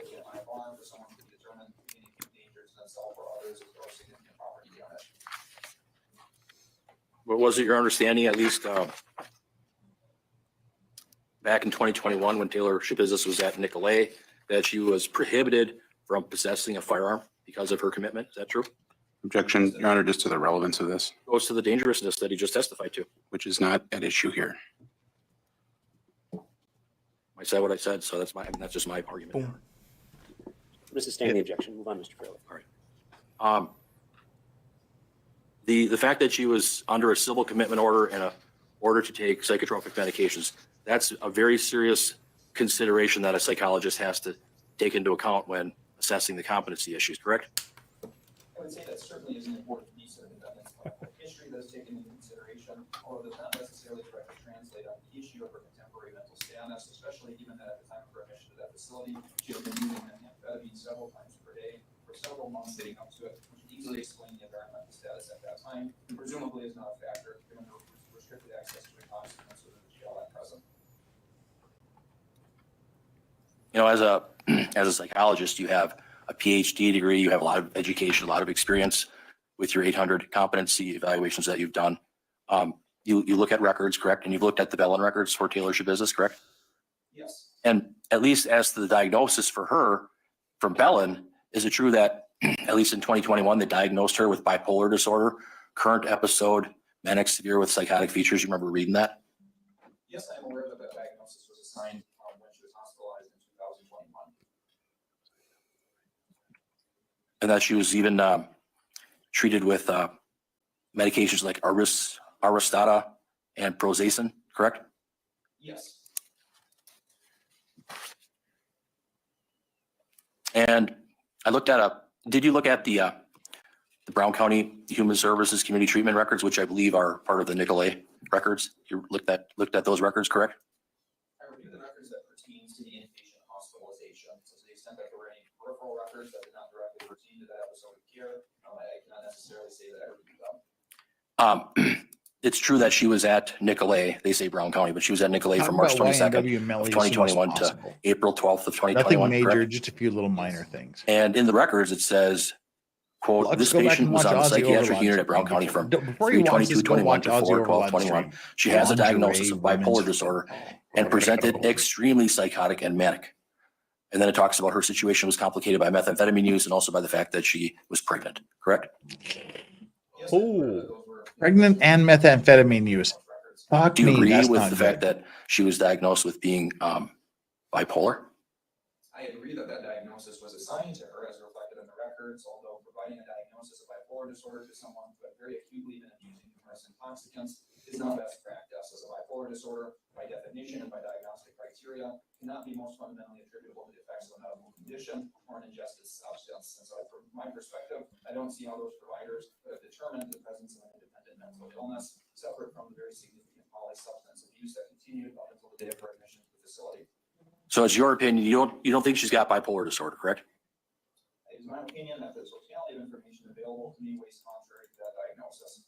But do you know for sure Talk she has about this in bipolar? a second, Kelly R. We'll talk about this in a second. Thank you so much. Certainty, she does not meet diagnostic criteria for bipolar disorder. Who diagnoses that? Is that the purview of a psychologist or a psychiatrist? I would say either of those disciplines would be trained and equipped to assign such a diagnosis. In this case, well, for a psychologist, there's 2 gold standard tests, correct? I would say that certainly there are tests that are more widely used than others. Some people We'll talk about Millie in a second. standard, although it's not as if there's a list I can consult that differentiates gold standard from non-gold standard tests, psychological tests. The main widely known test is the MMPI Minnesota Multiphasic Personality Inventory. Is that correct? I would say that yes, that is one of the most widely used objective measure of adult psychopathology and personality. And then the other Here we go test again. is the Milan Clinical Multi-Axial Inventory. Here I Is that go correct? again on my It's own. almost as widely used as the MMPI for its purposes, and primarily it is used specifically to tease apart different personality disorder diagnoses. That is an advantage that it carries over the MMPI. You can get a lot of data can't as a get psychologist pregnant by him. by performing these 2 tests on a patient got or an pregnant individual, by him. correct? Wait, what? Depends how big the head is coming out. Did you administer these 2 tests to Taylor Shabusiness when you met with her No, it doesn't. earlier this year or on July 12th of 2023? I did not. And yet you criticize Dr. Litton for not doing that as well, correct? Because she was fucking weird. She was more nuts than Taylor Shabusiness is. That's not really what you want to hear about you experts. And I think you said that Dr. Engine and Dr. Lucetta did the MMPI and the MCMI, is that correct? So Dr. Engen administered the MMPI and Dr. Luchetta administered a competency-specific instrument, the evaluation of competency in trial, when it was revised edition. And so within that, it contains sub-skills looking at the probability. Wait, where did that? Subject is feigning both psychotic and non-psychotic symptoms towards feigning adjudicated incompetency. More information could be gathered about Ms. Shabusiness's mental health profile and status as it relates to competency if she went inpatient for a period of time at Mendota or Winnebago. Is that fair? I object that this has been asked and answered already. No, it hasn't, because it relates to the MMPI Oh, and the MCMI. speaking objections. I can rephrase, Your Honor. Maybe I should do that. All right, well, maybe you should. I mean, we'll, there's no jury here yet, so Thank you very much. it's not really. As it relates to the MMPI and MCMI, if Ms. Shabusiness was sent to or transferred to Winnebago or Mendota, more data, more information could be garnered as it relates to this competency. Yeah, but Is she's that fair? clearly faking it. So shut up, defense guy. And I'm a defense guy, so the fact that I'm saying that tells you what I think about his case. Professional certainty regarding her competency. So I really have no reason to believe that there would be much competency-specific data that would be yielded by such instruments. But the issue as it relates to competency, as far as the doctors, the psychologists are concerned, it's kind of fractured. Does she because understand the nature people of have the different proceedings opinions. Is that fair? against her? The professionals have Does different she understand her rights? And can she contribute meaningfully to her defense? That's what you need to look at right now. I feel like the judge is really upset that he has to sit through this, and he's just waiting for them to make the record, and he's going to say, Did all you right, also, trial begins Monday. Well, you know understand how I that know what you're saying Taylor is true? Shabusiness was Jury admitted as selection is EM1 scheduled to EM1 start as petition, soon as they finish this series. for auditory hallucinations and tactile He wants the hallucinations, trial such to as go being now. punched in the face and stomach and other delusional behavior. Was that your understanding that that happened?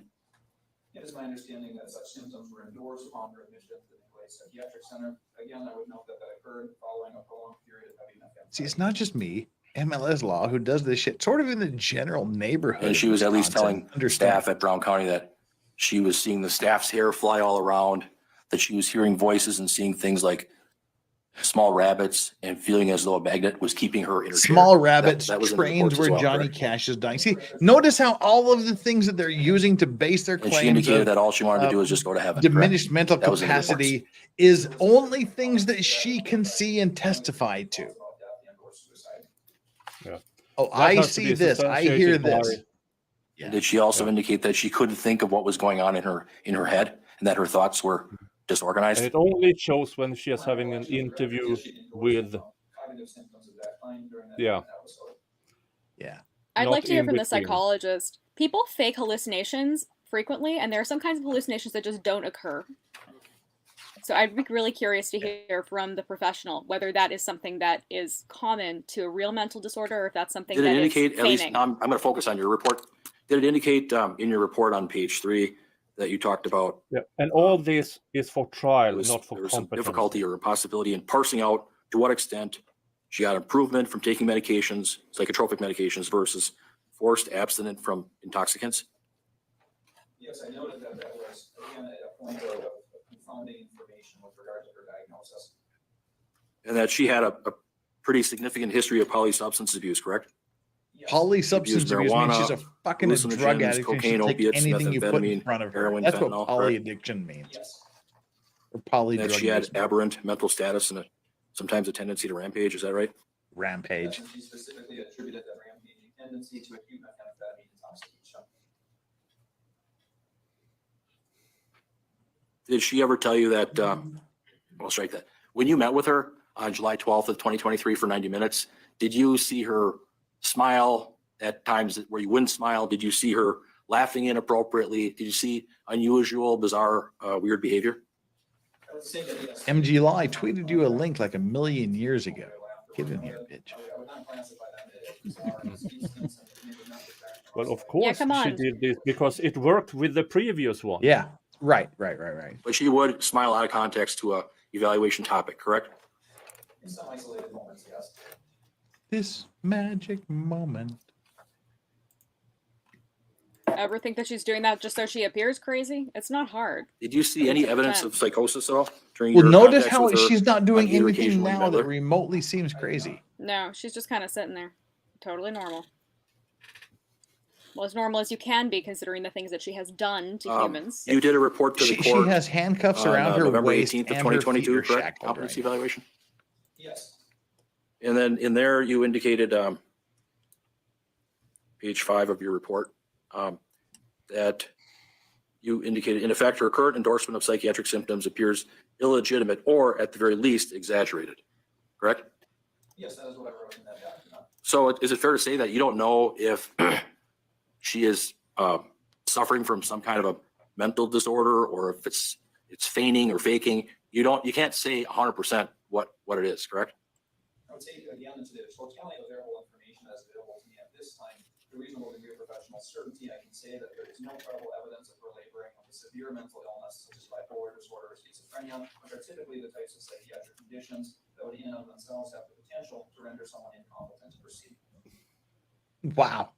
Good answer. Did you ever That's the see her prosecution's distracted thing. by internal Fuck or you. external stimuli of a delusional or psychotic nature during either interview that you had with her? I would say during the November 2022 interview, there was no evidence whatsoever of any distraction.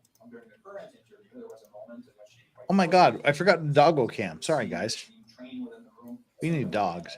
Credence or credibility to believe, but even to the extent that I would indulge that it did occur, I promptly redirected her, and there was no further apparent issue with such a green train. So again, to the extent that symptom was legitimate, it was a one-time instance, easily redirected, and had no impingement upon her rational participation. During your interview with her on July 12th of 2023, did you see her get off the chair, sit on the floor, kneel down, turn her back to you, or anything like that? That's a proper loaf of dog. Dog loaf.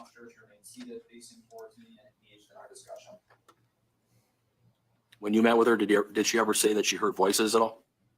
She made a vague reference to hearing screams that sometimes come from other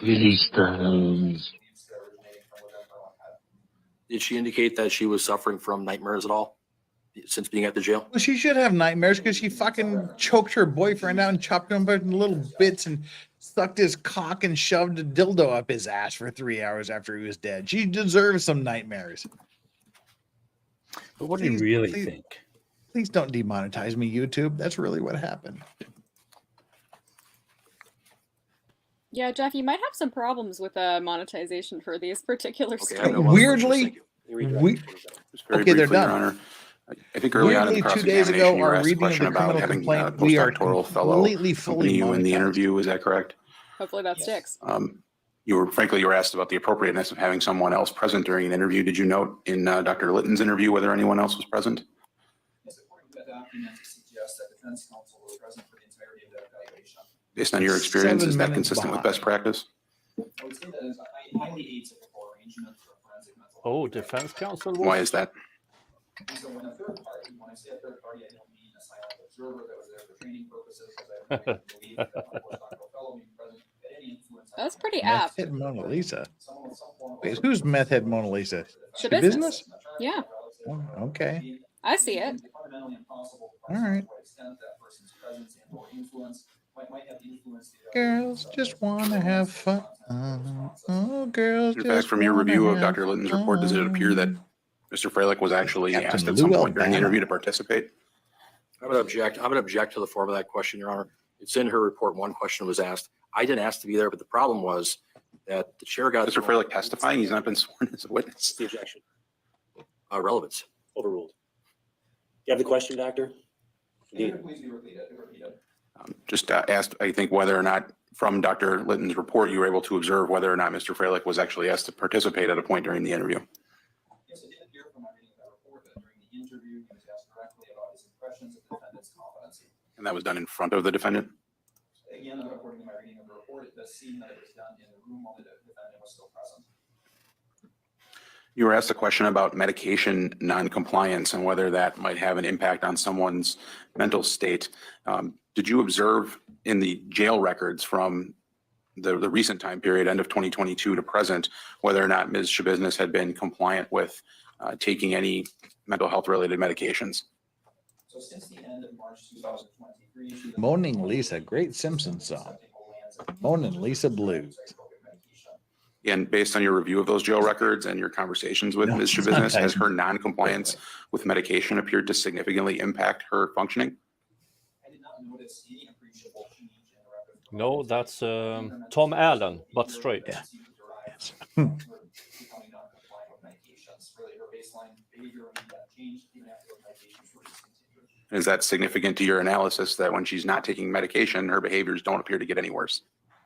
I would say certainly it suggests that one, it's a point of data that weighs contrary to the presence of a legitimate severe mental Prosecutor, stop. No, this is the defense that's talking right now. This is not the prosecutor. So from that clinical perspective, it's relevant, but also from the forensic perspective, it suggests that medication non-compliance really is a peripheral issue to her competency and that her baseline knowledge of functional capacities appear to remain constant, regardless of whether she is or is not taking psychotropic medication within jail.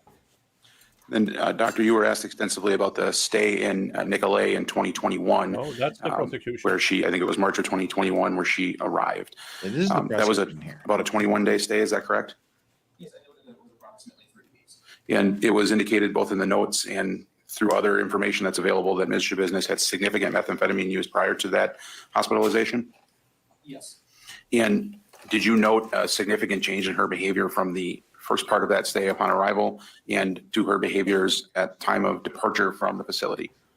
Yes, a linear trend towards psychiatric stability was noted across those 3 weeks, such that the seemingly psychotic symptoms had cleared, and her thinking and behavior became more organized, and she was no longer viewed as an imminent risk of harm to herself or others. So essentially within a relatively short time frame when the methamphetamine was no longer in her body, we're noting a very significant improvement in symptoms. Yes. I have no further questions. On those topics, Mr. Fairley? All right. I have nothing further. Okay, And the that's question, it. I suppose, is whether Dr. Seipel is going to be excused or whether anyone. Now the judge is going to tell us what he thinks about this and whether we're going to go to trial on Monday. Yeah, and then we can see him in a rerun of Twin Peaks. Or do you want to have him stay on the line? I think we can. Kyle McLaughlin. Oh, That's good. that's Kyle it. McLaughlin. Good. Dr. Seipel, your participation is concluded. Thank you Special very much. agent. You're very welcome, sir. All right, let's listen. Any other witnesses you want to call, Mr. Lizzie? Not from the state, Your Honor. Mr. Freilich? Your Honor, I'm going to need a little bit of time to talk to Dr. Litton on the issue of whether she's going to testify on rebuttal. We talked about that last night. Rebuttal. They're going to have a rebuttal? Court will then take a recess for 10 minutes. It is now it'll be a little more than 10 minutes. It's now quarter to 10. We'll reconvene at 5 minutes to 10. All right? Okay. We are in recess. Thank you. All right. So, let's see how much as we can skip through. Are we behind? Yeah, we're behind like 10 minutes because for some weird reason it rebooted itself. Yeah. But anyway, all right, folks, we do have an update from the YNW Melly trial.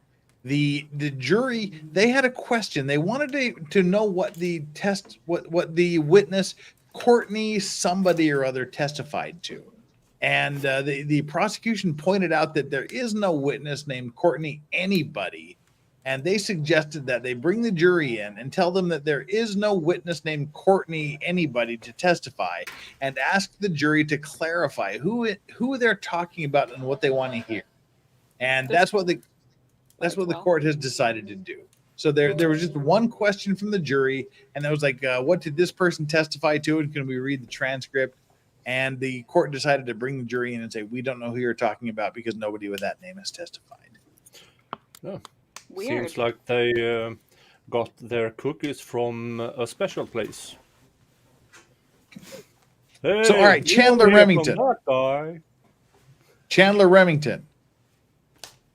Taylor Shabusiness. Yes. Crazy or psycho? Go ahead. What do you think? Wait, crazy or psycho? Yeah. Yeah. Is that the question? That was the choice. That was the choices I gave you. Crazy or what psycho? do you think? What do you think about what's been said? I don't think that she has a mental illness. I think that she is absolutely feigning mental illness. I think that she is perfectly competent to stand trial. There are a lot of crazy people who do crazy things, who are perfectly competent. And there's this problem that we have with the court where, you know, okay, you have a trial, you have somebody who did something really messed up, and you think, that was so messed up, that person has to have a mental illness. Wrong, wrong, wrong. Lots and lots of people are crazy but competent. Well, see, that's the thing, that's what I would challenge you on, and that's why I know I don't have to challenge you because I know that's what you're saying. Is just because you have a mental illness or you're insane or whatever does not mean you are not competent to stand trial. The threshold for standing trial, and MLS law can give us a little bit more insight into this. Maybe it's very, very low. Do you appreciate the nature of the proceedings against you? Do you understand your rights? And are you able to assist your defense in any meaningful way in your own defense? Yes. What do you think, David? I mean, yeah, that's Right. exactly what it is. And it's real time. It's right now. If It I doesn't may, matter. Yeah. Yes. Chandler, yes. I had one little comment. Richard Chase, the vampire of Sacramento, kill people, drank their blood. He was competent to stand trial, and he was hearing Nazis in his soap dish telling him to kill people or something like that. So, And I'm speaking just of Nazi in your soap dishes, hang out, peeps. Hang on. Taylor's here. She's talking. Ding dong, the witch is dead. Witch, old witch, the wicked witch. Ding dong, the wicked witch is dead.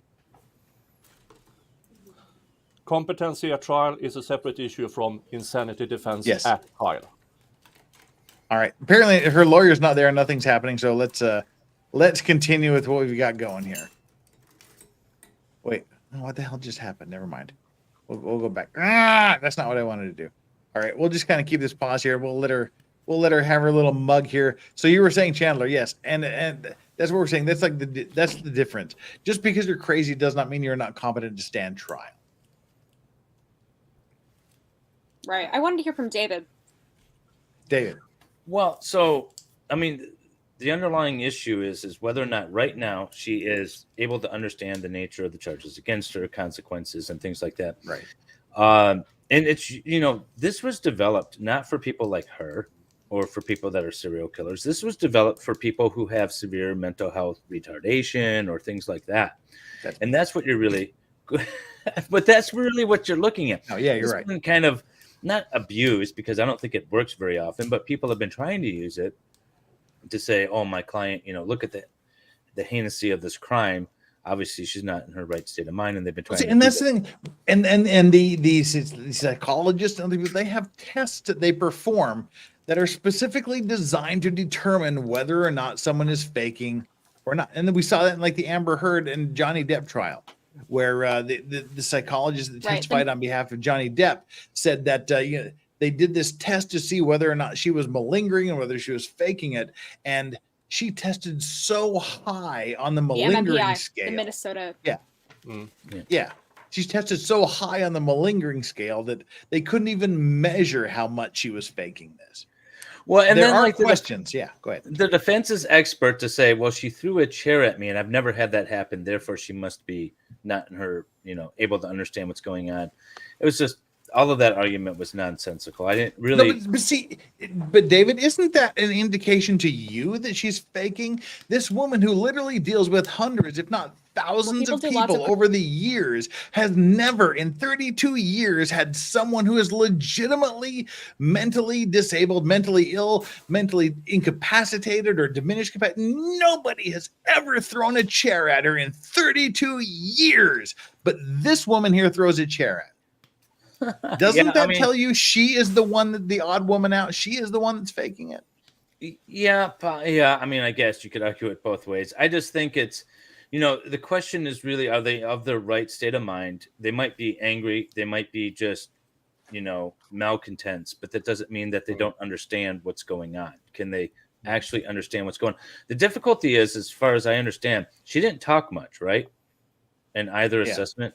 Right. So the question is really, can you then do a thorough evaluation if she doesn't talk much and give you the right? answer?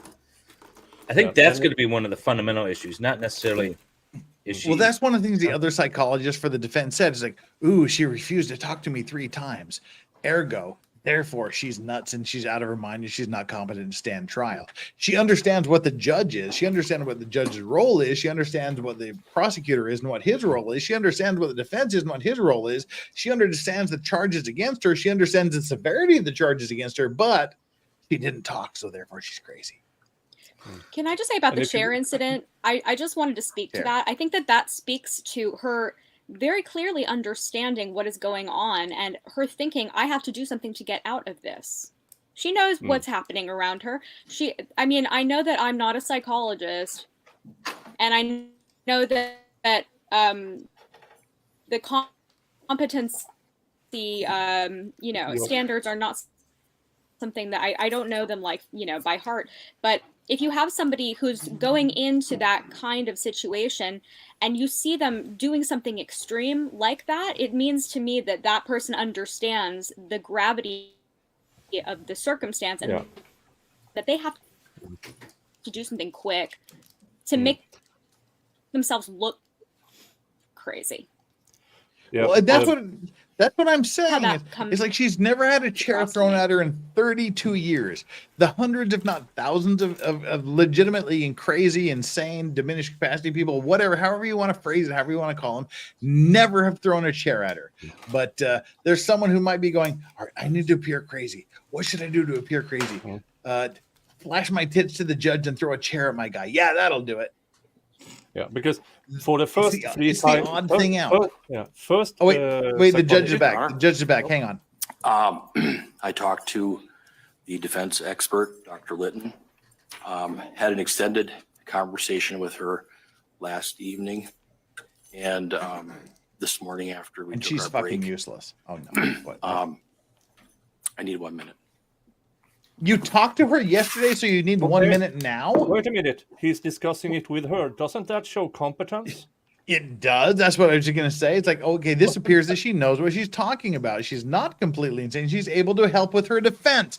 This is a classic example of able to contribute to her defense in a meaningful way. She's talking to her lawyer. Jeff, is this malpractice for her lawyer to be talking to her in a fashion that makes her look competent when the argument is contrary? That's That's actually an a good interesting point. question, isn't it? Yeah. Ooh, Yeah, I like this that. clearly David, I shows like that she is question. this clearly shows she's contributing. He should know this. Jesus Christ. Your Honor, after much thought and discussion with Dr. Litton and with my client agrees with this, that we're not going to call her in rebuttal. We're going to leave the record as it is. Wow. Okay, then we're going to trial, bitches. unless I'm mistaken, I'm going to excuse her. Yes, she can be excused. Freilich? Yes, she can be there.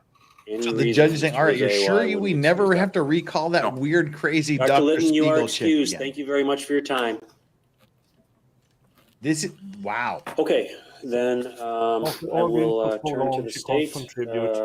She tells the court, I have a long discussion. Thank you, Your with Honor. my As the client." court is aware, it is the state's burden at this juncture to demonstrate by the greater weight of credible evidence. So it is a relatively low burden, but it is the state's burden to demonstrate that Ms. Shabusiness is competent to proceed in this matter. I think when the court considers the totality of all the information before it, that it's quite clear that Ms. Shabusiness is in fact competent to proceed in this case. And this is a judicial decision. It's not a medical decision. It's a decision that the court can make based on a variety of different factors. We've now had 5 different competency evaluations in this case. Dr. Litton's evaluation is frankly the only evaluation that suggests that she's not competent. I think there are a number of flaws with Dr. Litton's evaluation, and I think that Dr. Seipel's report and his testimony here today call into question a number of her findings and certainly the methodology that was used today. And I do just want to take a moment that when I asked the question about Mr. Freilich being present, I certainly was not intending to suggest that Mr. Freilich did anything inappropriate at all. That was not the purpose of my question. I think to the extent that Dr. Litton had someone else in the room, that's a decision she made that may not be consistent with best practice. But I don't want to suggest that Mr. Freilich made any attempt to try to influence competency. I do think that what clearly makes the most sense is Dr. Seipel's ultimate conclusion in this case, which is that to the extent that there are any potential symptoms of psychosis in this case, that those symptoms had generally been driven by two things: intentional use of illicit substances, particularly methamphetamine.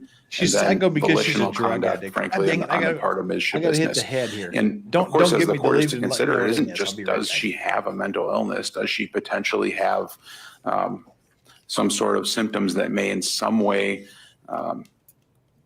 make it more difficult or more challenging for her to participate? The issue is, do those symptoms, if they exist, do they substantially impact her ability to understand what's going on and to assist in her defense? And I think quite clearly neither of those things are present. Frankly, I'm not sure that even the motion from counsel suggests that there has been a significant impact in his ability to work with Ms. Shabusiness on this case as a result of any of those perceived symptoms.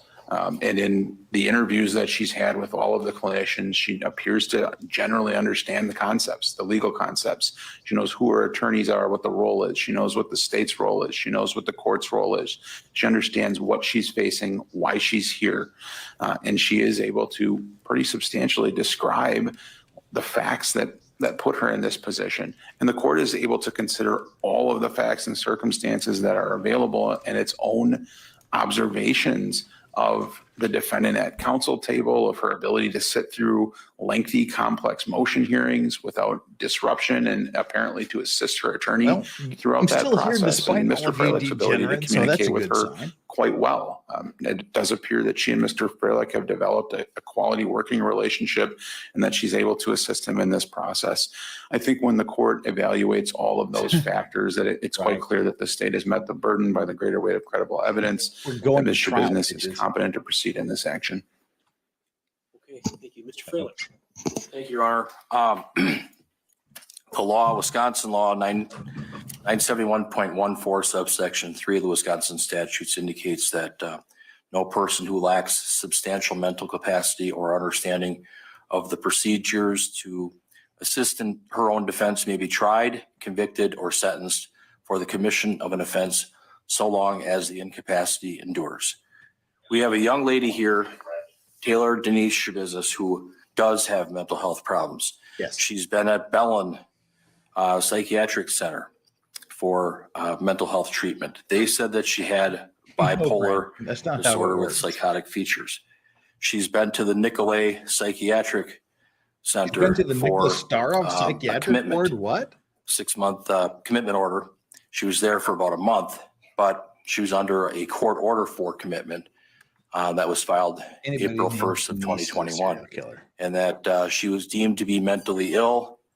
She was deemed by the court to be adjudicated as a mental defective or committed to a mental institution. She was at the mental health institution, and that she was under a court order to take psychotropic medications. So she has a history here of lots of problems. The Brown County jail records bore out that she's had problems with following directions, standing for head count, drawing on the walls, doing all kinds of bizarre and odd behaviors. And what we have here are two diabolically opposed conclusions, like literally opinions from the psychologist here. I think he meant diametrically opposed. I think so too. And our doctor, Dr. Light, who has a lot of experience, finds or concludes that she's not competent. So we have a problem here. We're at a crossroads. We've got some issues that have to be sorted out. I beg to differ with Dr. Seipel. I mean, he testified that this is not a complex case. It sure is a complex case. There's lots of records. There's lots of you just conferred with your client about the case. Issues. I mean, all different kinds of problems. I think that both of the doctors have a lot of information, have a lot of training. They've looked at all these reports that have been submitted to the court. But Dr. Tracy Lucetta, who's also a PhD, she sent in a report that was filed on May 6th of 2022 when my predecessor, Attorney Jolly, was on the case, and she indicated that she recommended that my client be transferred to one of the state's psychiatric facilities like the Mendota Mental Health Institute or Winnebago Mental Health Institute for further evaluation under close and extended observation by qualified professionals. You just talked to her. If she was sent to a state facility like that for a week or a month or whatever time is needed, a whole team of professionals could assess, fully assess my client's competency to proceed in this case. There are all kinds of issues here that have to be sorted out. It's not a clear-cut case, in our opinion.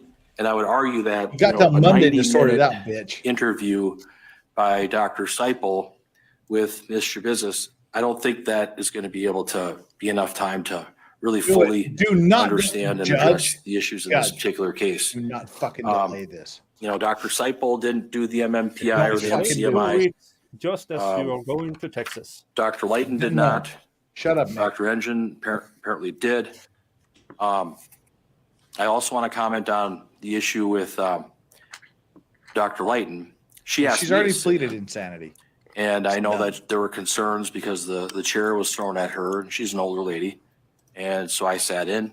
So it's okay if the chair is thrown to the younger lady? That's why, that's what happened there. I didn't get involved. I stayed out of it. But I was just there for, I think my client felt more comfortable with that. So I just want to comment on that. But I believe that my client is not a very good historian. I think she's got memory deficits. We've got all these records that I've poured over and looked at, sent to the court. I think that my client has had or does suffer from bipolar 1 disorder based on my review of the records. And when did you become an expert? You know, based on her conduct with regards to throwing a chair at the professional that's trying to evaluate her, ruining the defense case, attacking her, Mr. Jolly, allegedly. Why are you previously pulling a Sean? Why can we in only see court, your eyes? Engaging in other even when I'm sitting up because of the banner I'm tiny. The staple going into her arm, not taking medications. Well, we'll put the doggos down there so you don't feel shame. Who knows? No, it's fine. Who knows if these the drugs, the methamphetamine, the marijuana, the cocaine, all these other drugs, did they cause brain damage? Did they cause mental defect? That's all for the court to decide, but I submit that it likely did. And it's caused a lot of different problems for Ms. Shabusiness with being able to really participate, understand what's going on, assist. You in just her own whispered defense. to her and talked to her about shit. The fact that she apparently did have some hallucinations in the past, I think all that leads to the conclusion in my argument that bitch, what is going on now? My client should be deemed not competent at this time, or if the court doesn't feel they can even make a decision on that, send her over to Mendota or Winnebago for a further evaluation. Then we'll know. Then we'll know for sure if she's ready to participate in a trial and assist with defense counsel and be able to understand what's going on. I have some serious reservations on her mental status, especially in light of the civil commitment, especially in light of the order to take medications. Sure. She has been deemed mentally ill by a court of law. So nobody can dispute that. I would submit that that's likely continuing, but there's all kinds of different opinions here. So I'd ask that the court go along with my arguments that she be transferred to one of the state's facilities for further and extended observation. Thank you. No. Mr. Freilich? Not a chance. I mean, I've had an opportunity now to listen to the testimony Cool tie, of Judge. the evaluators. I've also had an opportunity to Jeff, you may need to spend a week in an review insane both of their facility. reports. I've had an opportunity to observe. I do love the tie. It's a great weigh tie. Their credibility as they've been testifying and observe their testimony. I think I have a And, jacket. frankly, as has been alluded to here by the parties, I've had an opportunity just from the time that we've been in court. Just fucking spit it over out. the recent past to observe I like this business judge and a how lot. she's participated in this case. And on several occasions in the past when we've addressed this issue, I've had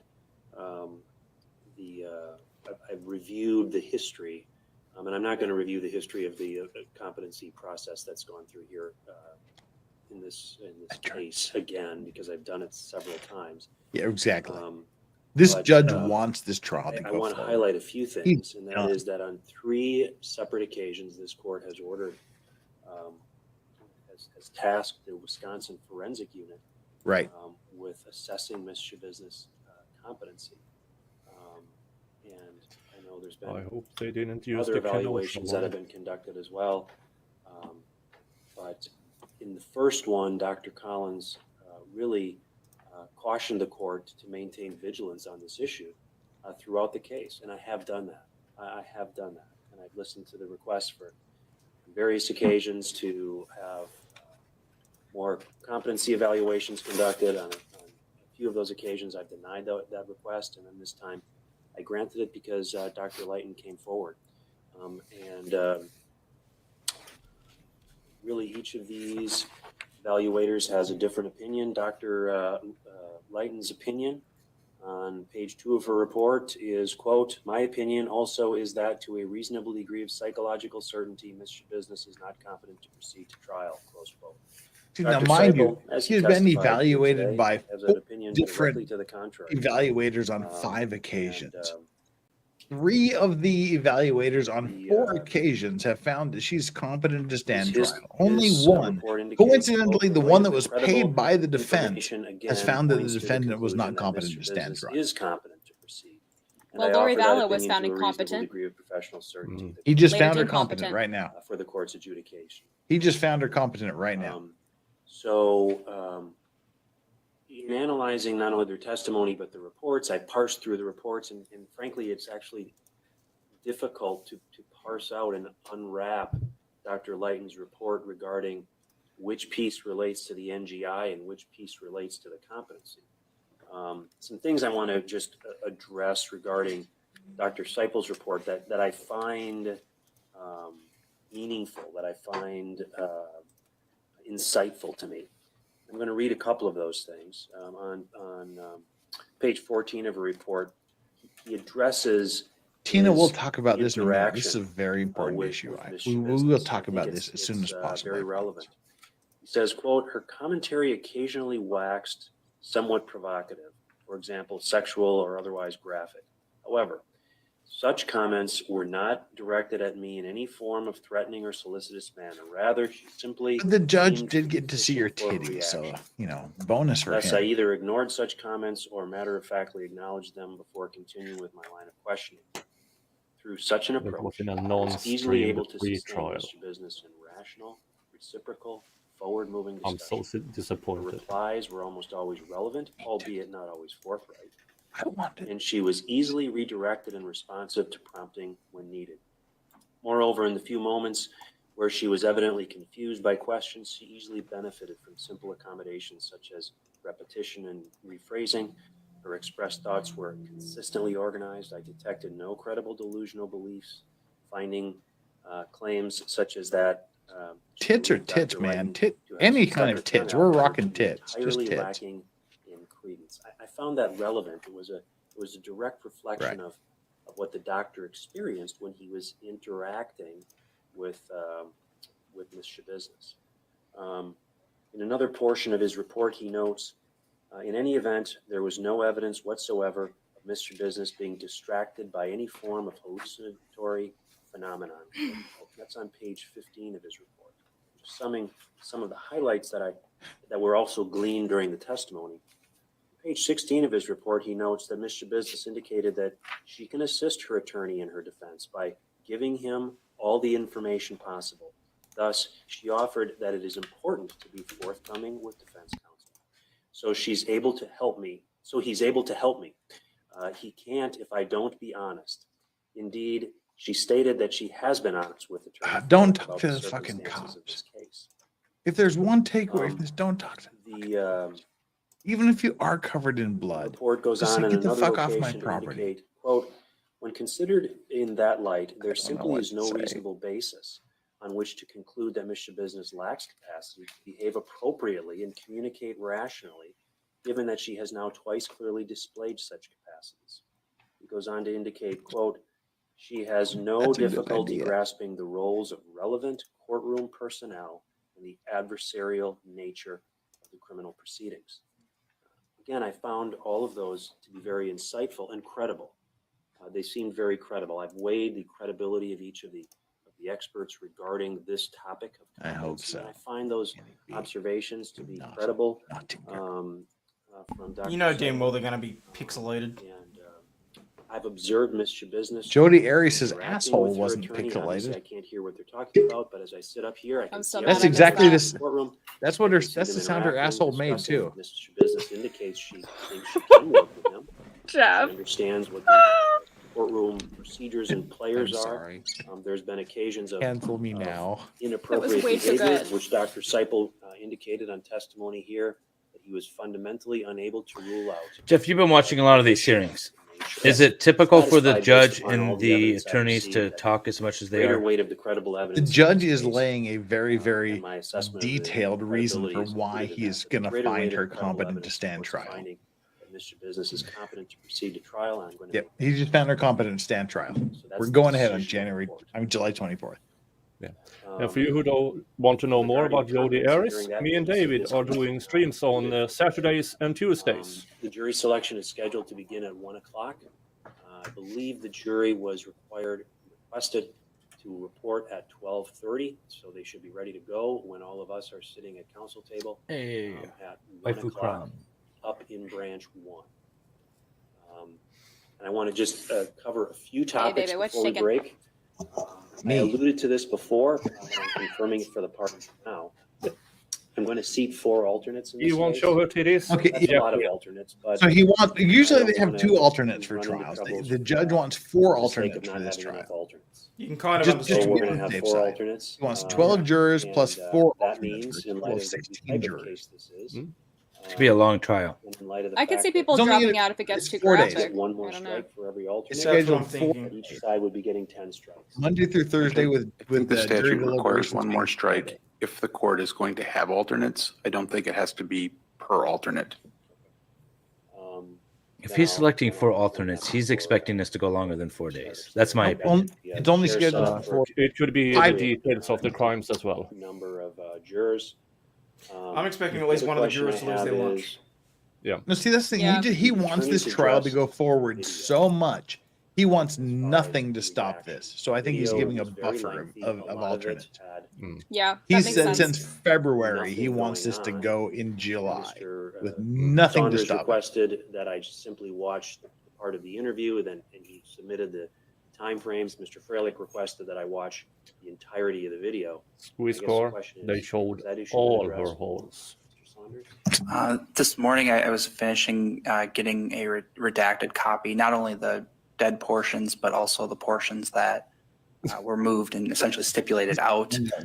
I can provide that. I would hope that's completed now. And I can provide those times to council that were excised.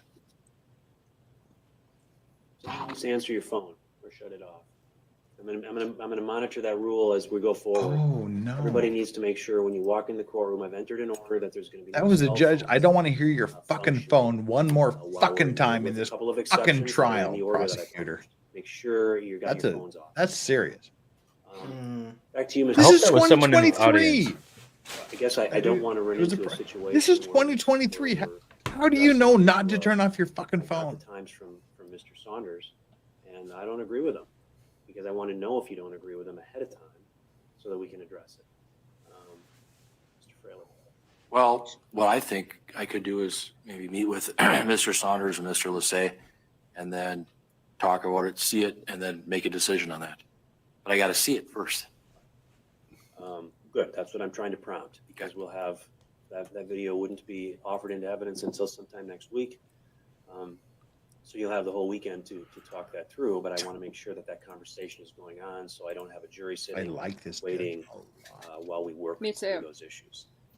I did, just for the party's own edification, and I think the attorneys were aware of it because my JA contacted your office. I drafted orders based upon the motions in limine that were filed, just outlining what was granted and what was denied so that it's all clear for everyone. We don't have to spin our memory back to what happened. I would invite you all to look at those over the weekend to make sure that they're accurate. I've pored over them. I think they're accurate. So I'd invite you to do that. But then back to the jury selection, Mr. Lizet, your suggestion is that dear God, people, please hit the like one button. extra strike because we're having alternates as opposed to one extra strike per alternate. I think so. It's 97203 is the statute that talks about peremptory challenges, and it says in a case of this nature that everyone gets 6 challenges, and then the language specifically says each side shall be allowed one additional peremptory challenge if additional jurors are to be selected under 97204 sub 1, which I think is the alternates. Mr. Freilich, you have any opinion on that? That makes sense, Your Honor. Okay. It's a lot easier if you stipulate, and that sounds like what I've got. So I'll review that section of the statute as well, just to make sure we're ready. And if that's the case, obviously, jurors. Wifey, you missed your doppelganger playing football. Well, we're gonna get there. We're gonna get there. Hang on, Hayden. Judge, there was an issue that's related to, I think, the NGI evaluation. I think when the court ordered Dr. Engen to perform the NGI evaluation, the court provided access to the competency reports of the other parties, including the prior competency reports of counsel. I would ask that the state be allowed to provide, or that the court provide to Dr. Engen, as the court-appointed expert on NGI, the new reports of Dr. Litton and Dr. Seipel. Mr. Freilich, any objection to that? No, Your Honor, that's pretty common practice. I think it's fair that everybody that's going to be testifying regarding that issue be allowed to access the reports. So I will order that. I guess the other issue actually that is out there is what's up, my NGI? Nice, Brad. Dr. O'Donnell. So let's take that up. Nice. Mr. Freilich. Your Honor, I did, the defense did retain Dr. James O'Donnell from Illinois, toxicologist and pharmacologist. He did testify at the motion hearing that we had on the issues and the substances that my client had been using or abusing in the past. I thought his testimony was helpful, and I feel it's relevant as it relates to the NGI issue. I know that the court said that I was to let the court know by a certain date on whether I wanted to have him testify, which I believe was for the trial. Did you do it? I know the law. Voluntary intoxication is not a defense, so I wasn't intending on having him testify at the trial. You didn't fucking But do it. if the case gets to a point where we have phase 2, the NGI phase, I would like to have permission to have him testify. I provided notice in June, I believe, with his curriculum vitae and a summary of his opinion. We now have his testimony. That's been filed. That's all part of the record. So I would like to have permission to call him as a defense witness if it gets to the NGI phase of this trial. I would not call him during the fact-finding phase of the trial, but I may have had a misunderstanding as far as you didn't what have the a court misunderstanding. was asking You of me. fucked up. But as to the trial, I had no intent of calling him at the trial, only at the NGI phase. Thank you. Well, I guess the issue, I'm going to turn to the state in a minute. As far as the timing goes, I've been very conscious of the MLS law, real quickly. You fuck up. Do you make an excuse, or do you tell the judge you just fucked up? I tend to be forthright when possible with the judge. Near the end So of that, look, man, I blew it. I screwed up. I'm sorry. I addressed all the motions that were set for on what today. reason, insert reason here. It got out of my hand. I messed up. I apologize. Or do you blame it on someone else and obfuscate? So I think that we need, what we need to do regarding that motion is, Mr. Freilich, you need to make a determination rather promptly of whether you intend to utilize his testimony. If he indicates to you, I don't intend to use them, then your motion is really not relevant anymore. A Daubert motion wouldn't be relevant. But you need to make that determination, Mr. Freilich, and then notify the court and notify Mr. Saunders so we can get that on if need be and have it heard. Get it on.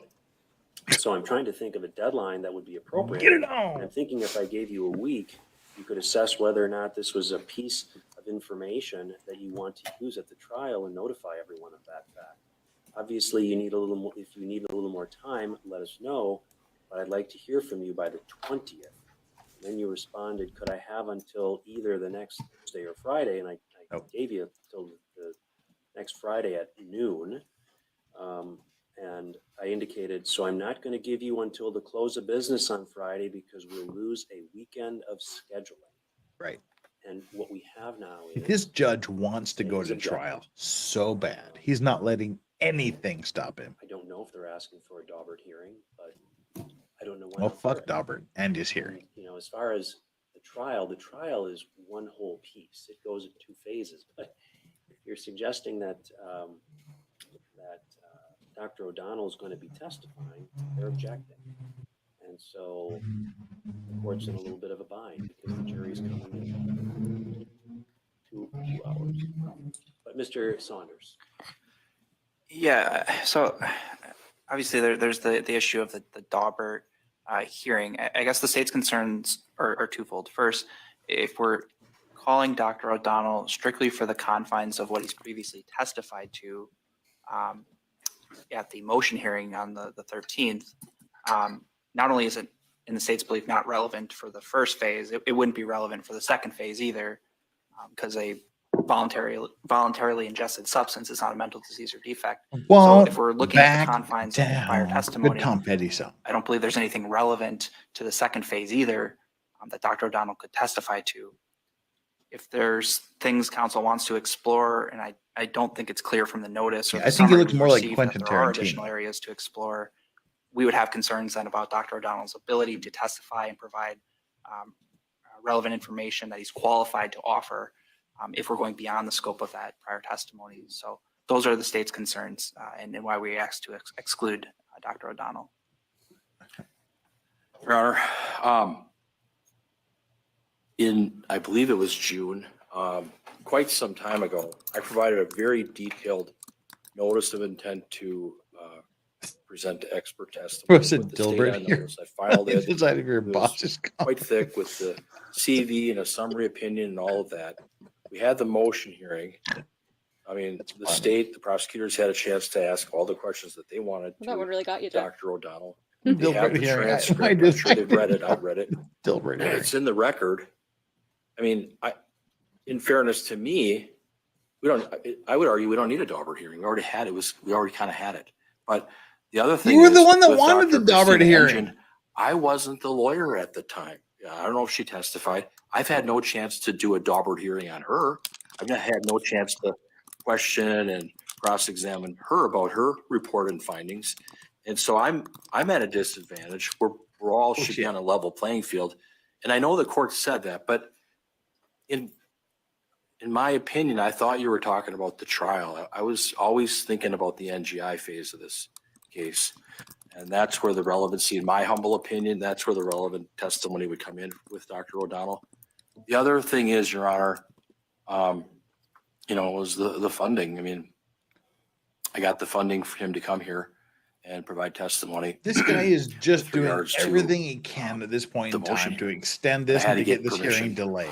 And And it's it's not gonna happen. not going to work. Future And hearings. nothing he says is going to work. Experts are extremely has to say. expensive, and they've got to basically reorganize their calendar. But I did get additional funding for Dr. O'Donnell to come for the NGI phase of the trial, if it even gets to that point. But I understand the court is kind of in a difficult spot, but I mean, we all kind of know what he's going to say and what he would opine about and the information that he would provide. And I we know think what it you're is going to say relevant and and opine helpful about too. to the court because, maybe the drugs caused a mental disease or defect. I don't know. That's for the professionals Oh, to come on. about, but you would think Yeah, that Chandler does lots of voluntarily- drugs. Yeah. You Some can't relevant voluntarily information take on that something particular and then topic. claim So that's not why I'd like competent. to call him as a witness. Right. to make a Chandler crime. does First of lots all, of I'll drugs. indicate She that knows I don't what's think I've up. ever denied What? anybody a Daubert hearing in any expert witness in this case. So if somebody What wanted are you a Daubert talking hearing about? and they didn't get one, was because they didn't. Well, you were just checking if you're paying attention. I was just told, Your Honor, about Dr. Engine. Pardon? I was just told about Dr. Engine, like maybe a couple days ago. So much. The second thing is that the question, I think, is really, it's straightforward. If it isn't permissible to offer an opinion that as a result of voluntarily ingested drugs, someone wasn't able to form intent, that's not the issue, because I think the attorneys and rightly analyzed the current state of the law in Wisconsin is that's not a defense. I like this judge so much. I know. Not a defense that's permissible to put on. If He's that's so not the good. issue, He's so honest. He's so then what straightforward. is the issue that's going to be presented? And This judge is I fucking think amazing. the concern And he that explains was things asked well. is Like no the homo. that This was guy's provided great. last time relates to the issue. Maybe a little. That isn't permissible as a defense. That is voluntary intoxication. Therefore, if Dr. O'Donnell is going to testify as to something else, something that is permissible, what is it? And is he qualified to give that opinion? So I guess that's the situation that the court is left with. But I'm also cognizant of the fact that Daubert hearings occur in very different fashions. Sometimes you bring the doctor in and testify. Sometimes the court takes a look at what they intend to testify to and what their qualifications are. So what I'm going to do is I'm not going to rule on that issue just now. We'll take it up again. But I'm concerned, quite frankly, that if what the testimony is going to be, assuming we get to the responsibility phase, is that these drugs were ingested and a result of that decision voluntarily ingest drugs. See, that's what the MLS law was just saying. You cannot voluntarily take drugs and then go, "Ooh, I was taking drugs" as a defense. The opportunity for the doctor to testify. Yeah, it's referred to as Correct them voluntary window. intoxication. Question will start. I'm going to get relevancy objections. Right. And that those may very well have to be sustained. Other than, come on, just let us present this, doctor. So I think I'm going to ask you, Mr. Freilich, you need to reformulate what either. I want to be clear to you, Mr. Freilich. I'm not going to. He does look like Quentin Tarantino. Ability to testify. Tarantino and McLaughlin love child. Okay, so Right. we had the hearing. I'll give you that. June 13. That's not the issue. I related that simply because I want everybody to know that I want this to move along and I want to avoid inconveniencing not only the parties but the jury.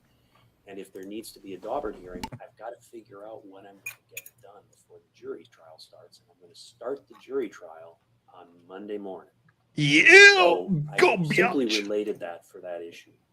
So moving on from that, I'm not going to use that as some reason to deny the testimony. Moving on up If to the the east testimony side. doesn't come in, it'll Got your be for apartment in the some other sky. And the reason that Moving I'm on up. concerned about Mr. Yeah, this Freilich, judge is taking care of Shabusiness, Mr. Saunders, is getting shit done. what is this doctor Yeah. going to testify to that's actually relevant and that's permissible under Wisconsin law?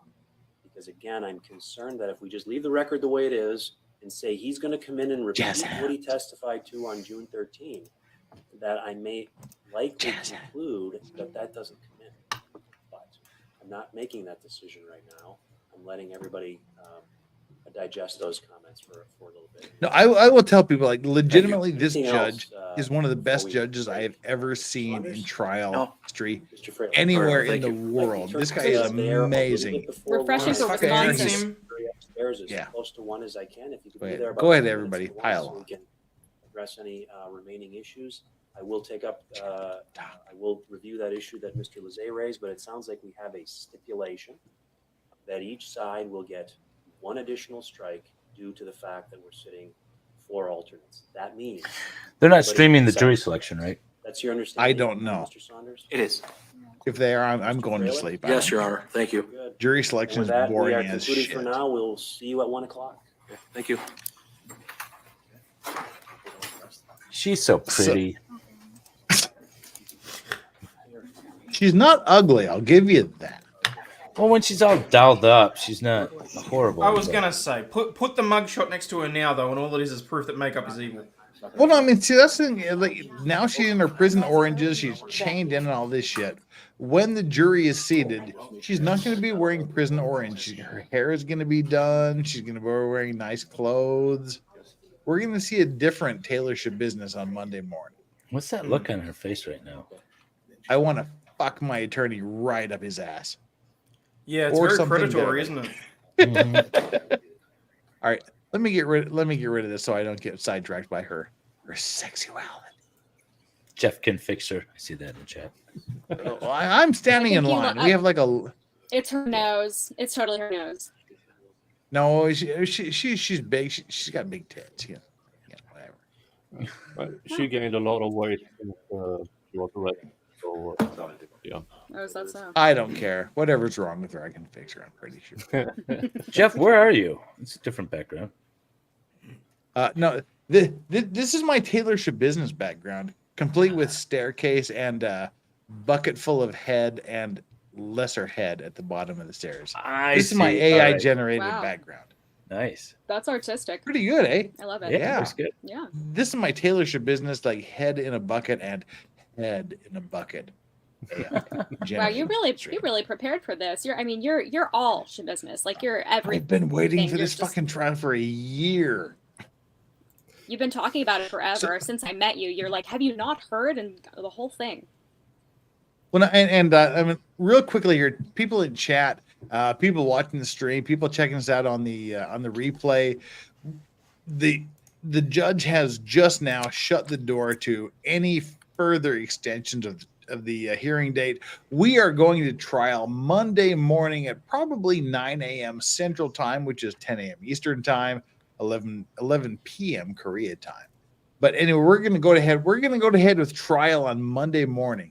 I pretty much can guarantee you this is what the court is deciding, and that's a big thing.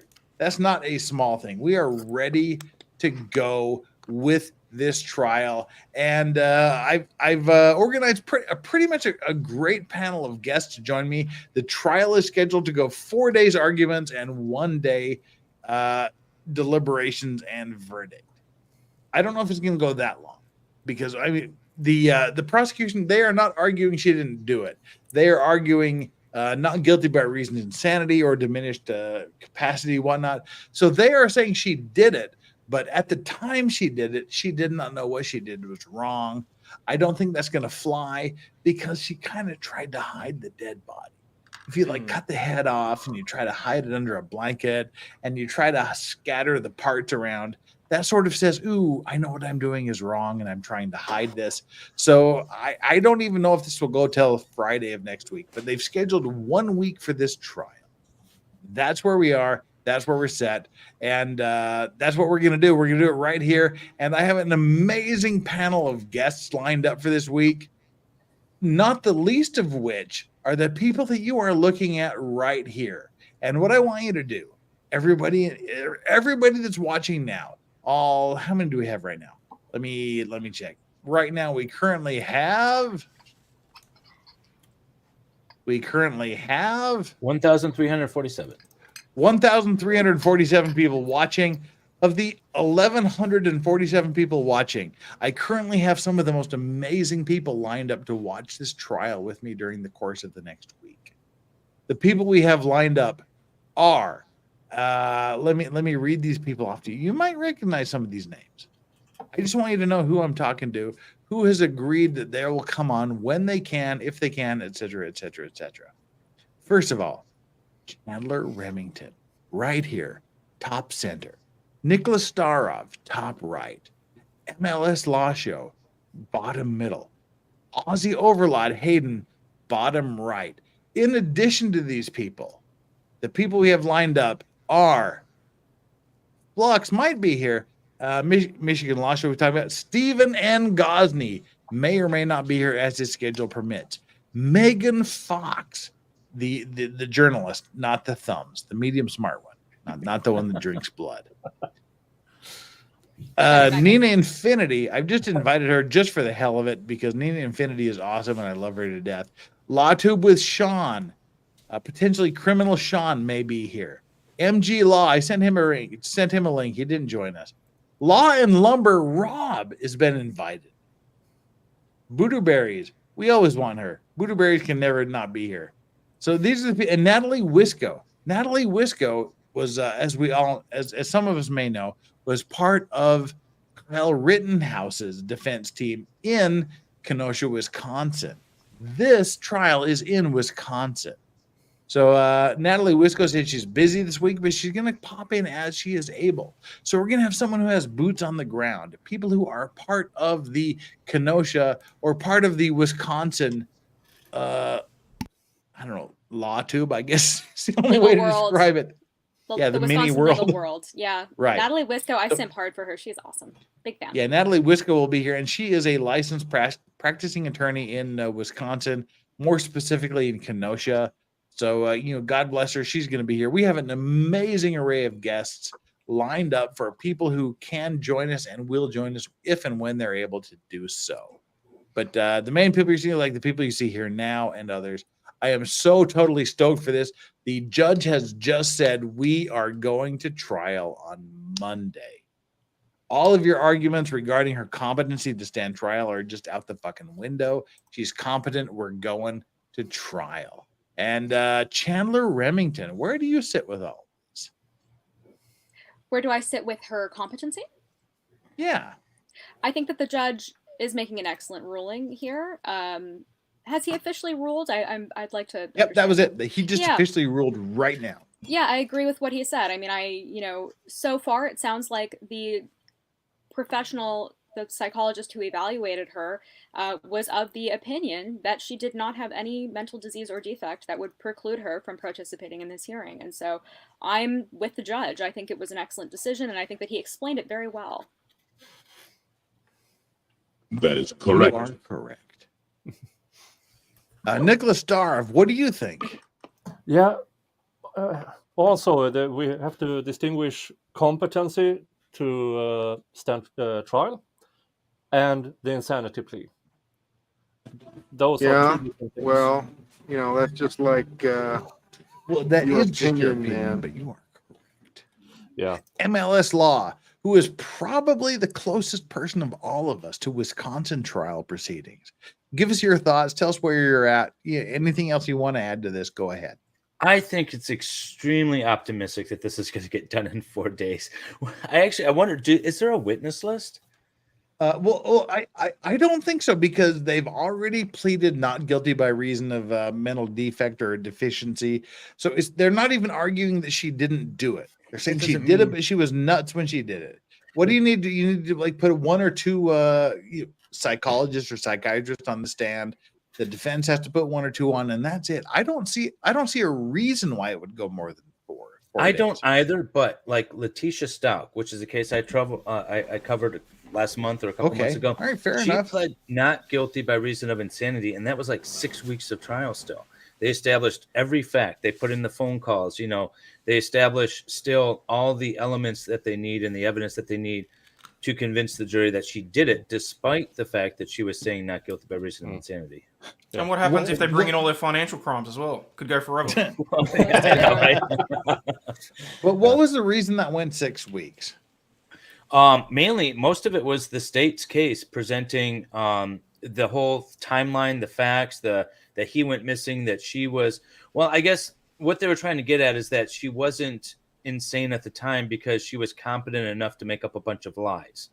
And so I guess that's why it went 6 weeks, because they were trying to argue that. So in this case, they had a lot of discovery, though. They had a lot of discovery in Letitia Stout's case. I don't think they have a lot of discovery or a lot of witnesses in this case. And no, they found everything in a bucket. Question for Letitia: Did they anticipate that it would be shorter than 6 weeks? They did. Yeah, they thought it was going to be like 4 weeks. And then at week 4, the judge was like, okay, so you're still not even close to being done state. What's going on here? That happens. So that's why I'm hoping 4 weeks or 4 days rather would be nice. Just a nice, concise prosecution. It's probably doable. I'm just wondering if it's realistic. Yeah. For the Jeffrey Dahmer trial, that was 8 day about his insanity defense. And that let me tell you why I think because the defense and prosecution agreed on the facts. not. Let me tell you why I think this is going to go. The main reason is they're not denying she did it. 2, they're denying it was her mental capacity in doing the crime. So they're not putting on any defense it was someone else. They're full on admitting that she did it. They're just saying that at the time she committed it, she was out of her mind. And I don't see any additional witnesses other than 1 or 2 psychological testifying witnesses to say, okay, this is what it was. This is what she did. She's nuts or she's not. And then the defendant to present a rebuttal. The end. Yeah, I mean, I would hope it would be. I was just, if the state had produced a witness list and there's like 12 police officers and, you know, the victim's mother and all this stuff, I'd be like, okay, so now they're going to go over each and every element of the actual crime. Yeah. And I don't think they're going to be, because they've already pleaded the NGI. They're not guilty by reason of insanity.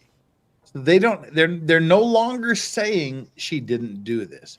They're saying she did it, but at the time she did it, she didn't understand that it was a wrong thing. But she did kind of try to hide the head and the various body parts, which indicates to me she knew what she was doing was kind of a bad. Yeah, well, I mean, at the very least, if they only are going after her psychological issues, then probably spares the jury from seeing a lot of graphic details and photos. I was curious about that, whether they would necessarily show them the graphic evidence photo-wise of what happened. Last week's motion hearing included a hearing on the photographic testimony, and that's where they ruled against the pictures that they thought were too graphic to show the jury and those that were acceptable to show to the jury. It's bad when you have enough photos that you can weed some out that's too graphic, but still get the point. Yeah. Right. Well, I mean, this was a freakishly gruesome trial.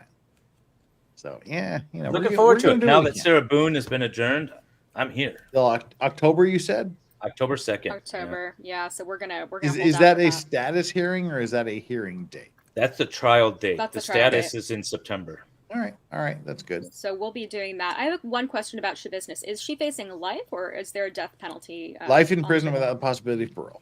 Okay. Good to know. Yeah, Wisconsin does not have the death penalty.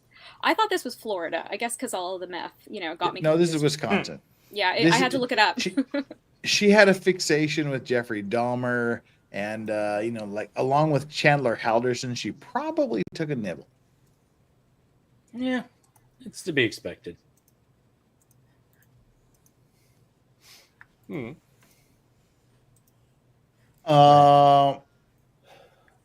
if she didn't, the case would be graphic enough. Yeah, I don't think we will see many autopsy pictures in this trial. Well, and for the people that are watching the YNW Melly trial, right now they're making additional arguments regarding the acceptability of witness testimony, et cetera. It's not relevant at this point. The judge is just going to give some more guidelines or stick by the old guidelines. At this point, what is relevant is what the jury ultimately decides. Why, how, or for whatever reason they decided what they decided is not important at this point. Yeah. Right. So even though they're talking about what she was talking about, what she was insinuating, what she was meaning by whatever she was doing, that has nothing to do with this. The court is going to give their hearing. They're going to start the hearings on October. What was it? 2nd. October 2nd. And until all these extraneous arguments regarding Boone are done, YNW Melly, all the stuff they're going there is completely irrelevant, and the court will decide ultimately at the end of the day what they're going to instruct the jury with. So we're not even going to cover the YNW Melly trial. At this point, all I care about is what the verdict is. Yeah, that's all I care about. If the verdict comes in as guilty, I will do some coverage of the penalty phase, since it's Florida and maybe 8-4 vote on the DP. That's an interesting thing. No, I'm not drunk. That's an interesting thing. I can't say that. That is an interesting thing to note. is that YNW Melly is either the first or very close to the first person who has ever been sentenced under the brand new Florida law that says it only takes 8 out of 12 jurors to agree to the death penalty to sentence you to death. In other words, the government of your United States, for all of you people that live in the United States, your United States government can kill you on a 2/3 majority vote. In Florida. Think about that. Yeah. And if you'd like to learn long more and hard about it, about that. Death Penalty Debates by Steve Gosney at stevegosney.com. Jeff, let me ask you this. In the Constitution of the U.S. Constitution, we're not talking about specific states. How many people have to sit on the jury? Does it say? 12.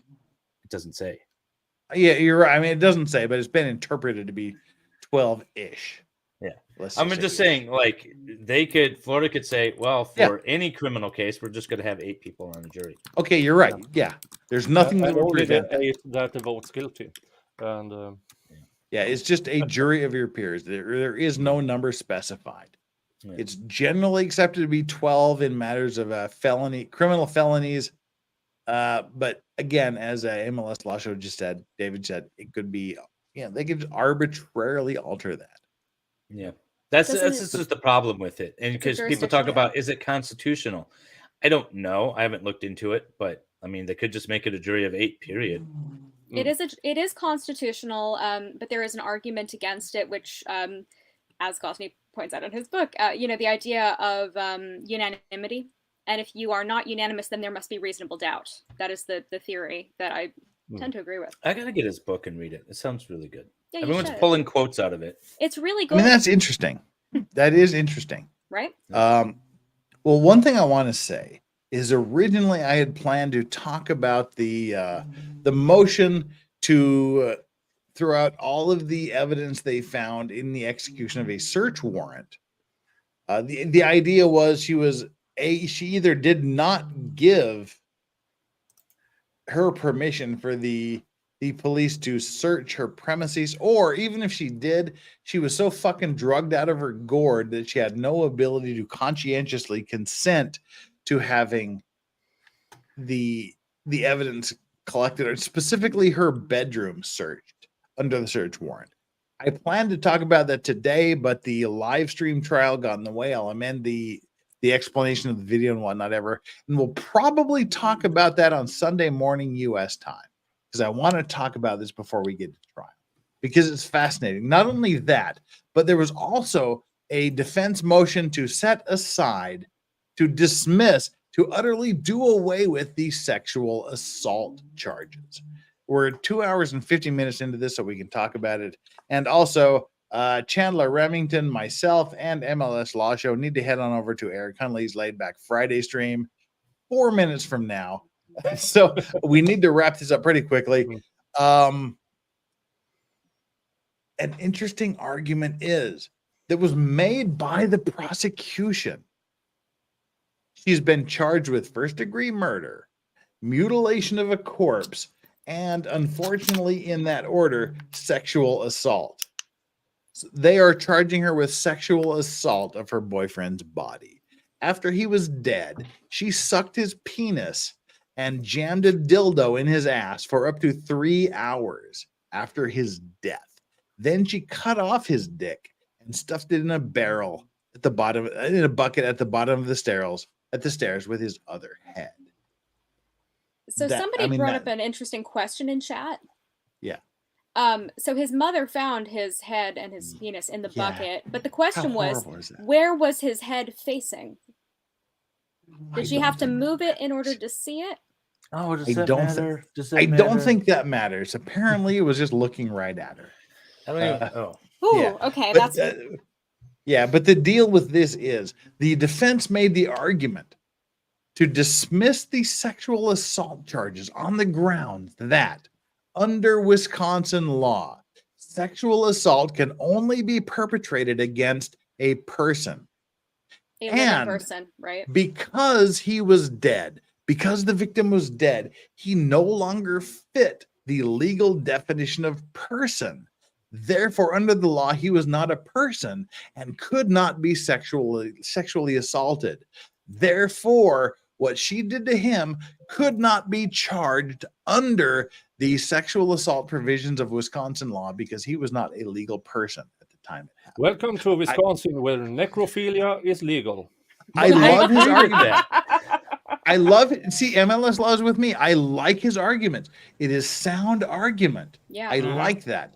And interesting, at this point, all we have are reports that the judge said that the charging documents were sufficient to create a probable cause. Well, if I was defense, I would make the same argument. If I was his family, I would want it to be charged. So I see both sides. Yeah. Desecration and sexual assault is two different things. Yeah. Yeah. And we'll talk about this. I'm going to do a stream probably Monday morning US to catch up because we literally got nothing. Monday or Sunday? Sunday? You said Sunday, but then you said Monday. Sunday morning US time. Sunday. Because literally nothing I wanted to talk about got discussed today because they finally started fucking streaming these trials. I mean, these hearings for TAYLOR Schabusines. So good on them. Chandler Remington, give us a quick outro. What do you want? What do you want to say? Who are you? What are you doing? Why are you here? Tell us. Tell us. Chandler, tell us. Okay. Don't beat around the bush. Tell us. All right. I'm Chandler Remington. I'm very happy to be here. I'm a paralegal from Los Angeles, California. You can follow me at Remy_legal. I'm on Twitter. I'm on YouTube. And I am, I stream. I frequently join other people's streams. I'm always on Vices, so you'll see me around. Nicholas Starov, tell us about your sexy long hair and your gorgeous beard. How does it feel when you rub against the thighs of the young Norwegian and Swiss maidens and Swedish maidens? I knew I'd get there at some point after 3 different nationalities. Yeah. You know. Nick Starr's Trial Watch. I cover trials. I am a union rep. I do labor law, specialize in negotiations and individual workers' rights. Been doing it for over 30 years. And Pure Blood Viking. Yeah. And he has a recently coiffed beard, which is really immaculate. I have to go get my beard trimmed tomorrow morning. So we'll give him the Swedish long-haired, sexy, gorgeous, golden-haired, long-haired guy Viking thing. I'm the only non-bearded person here. That's amazing. You just need to work harder. I just noticed. Just need to get some more testosterone in your diet. According to my girlfriend, you wait 30 years and you'll be plucking Ozzy Overlord, who has recently started growing the beard and who we've all said looks much better with it and who's finally apparently convinced his significant other that it's a great thing to have. Oh, who are you? Why are you here? I like the beard. Yeah. Cheers. Ozzy Overlord. I cover, well, my usual show is Law, News and Laughter. I can't guarantee I'm going to make it, given that that's supposed to happen in about 4 hours and I've yet to be to bed. If you have missed it, last night we did the after party, which I was joined by Nicholas and by Vices. That was a laugh and a half, people. I'm not going to lie. I think we have a new format that I'm going to enjoy. We have the Lingerie Football League matches that we can watch for the foreseeable future. And Waifu Kron needs to be there. Make sure you subscribe to Ozzy Overlord. Remy_legal, Starov Nicholas Starov, whatever you want to put in here, like Twitter, YouTube, it's all the same. Ozzy Overlord, MLS Law. What's your deal? Who the fuck are you? Yeah, who the fuck am I? I am an attorney in Michigan, practicing still, and apparently I do YouTube stuff now.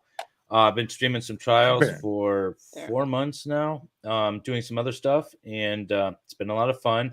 And since I don't have Boone going this week, or next week rather, I'm happy to join you on the Shabusiness trial. And then also on Tuesdays and Saturdays, Nicholas and I are doing Jodi Arias, a rewatch, which is a lot of fun. So check us out. Awesome. Check everybody out. And for those of you that need to go and hit up Eric Hunley's Laid Back Friday stream, please go. I have about 20 super chats to get through, then I will join. So, do what you guys need to do. Stay here if you want. Go join him if you want. It's all up to you. Let's talk about this. Everybody's welcome to stay. All right. Take care, MLS Law Show. See you soon, David. Ozzy Overlord, see you. You can stay here if you want. We might have 1 or 2 chats designed specifically for you. We'll see. Oh, really? Sonny or Chris says, is it just me or are we in a time loop? Yeah, that was back when I I didn't do anything. It just literally backed itself up 20, 25 minutes. I had no idea what that was. I didn't do it because YouTube. And that's my story, and I'm sticking to it. And I'm leaving. Goodbye, everybody. See you. All right, see you there in a minute.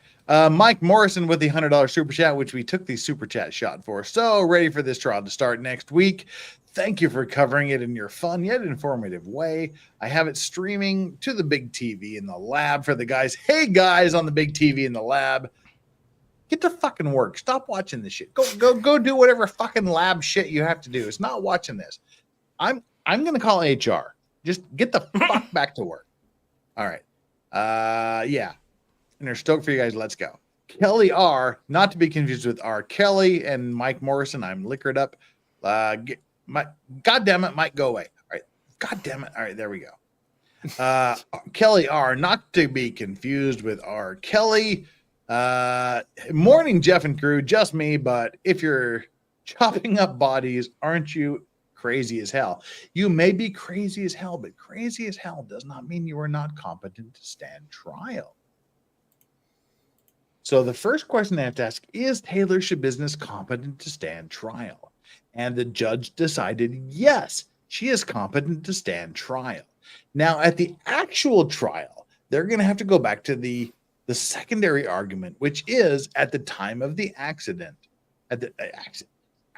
he says, at the time of the murder, she did not appreciate that what she did was wrong. So we're not going to be arguing whether or not she did it at the trial. We're going to be arguing whether or not she appreciated that what she did was a crime and bad at the time she did it. It'll be fun. It'll be interesting. Maddie Graham, thank you so much for being our newest member. Everybody wants to be my member. You can be my member. I like my member. Jeff already has a member, but he wants more members. We like our member. Bass. He's like Shabusiness. He wants to collect new members. And Bass, being pregnant makes you detach both heads? Question mark. Yes, apparently that's the case with my ex-wife anyway. LC Merritt with a $2 super chat. Can't unsee it.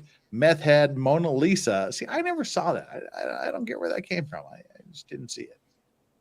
And Stiz 4, F. Mary, K. Shabusiness, Brooks, Halderson. There's something in the water in Wisconsin. Wisconsin water makes you want to taste people. See, and that's been like, oh, did TAYLOR Schabusiness, did she take a bite? If she took a bite, that would be like the least weird thing she did. Yeah. I mean, literally across the board, that would be the least weird thing him post-mortem. I mean, yeah.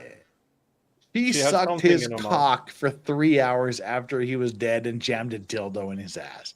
At that point, if they go, oh, yeah, I took a bite, you'd be going, all right, whatever. You do you, Bill. You do you, boo. And bad weather bikers. While we're talking about dismemberment, were we? Now would be a perfect time for Nick to chime in with one of his mini chainsaw ad reads. I thought about it. I wanted it. I thought about it. I really want what you really want. Anyway, yeah, I thought about it. I sent Nick an invite, but he's too important. The other Nick, not this Nick. This Nicholas is not important. The other Nick is important. Oh, thanks. Subscribe to me, please. I love you, Nicholas. You're awesome. And let's go. Let's go. Brandon says she is still competent enough for us to run a few thousand volts through her. Selfishly, I want to see her hairstyle it produces. Yeah, that'd be fun. Steve's in the chat. You see? Hey, well, sorry, Steve. Steve Gosney in the chat. Sorry, we're just getting ready to shut down. You're late. You're late, B-Otch. Tina Lewis with a $10 super chat. Bipolar is a form of depression, which could lead one to cause self-harm. Example, using a stapler on herself. Very rarely does it cause lashing out to others. It does and it doesn't. I mean, I've had a few bipolar people in my life. Some of them, but even when they're in the depression, like you said, even when they're lashing out at others, they're lashing out from the depression in themselves. So to a certain extent, you are absolutely correct.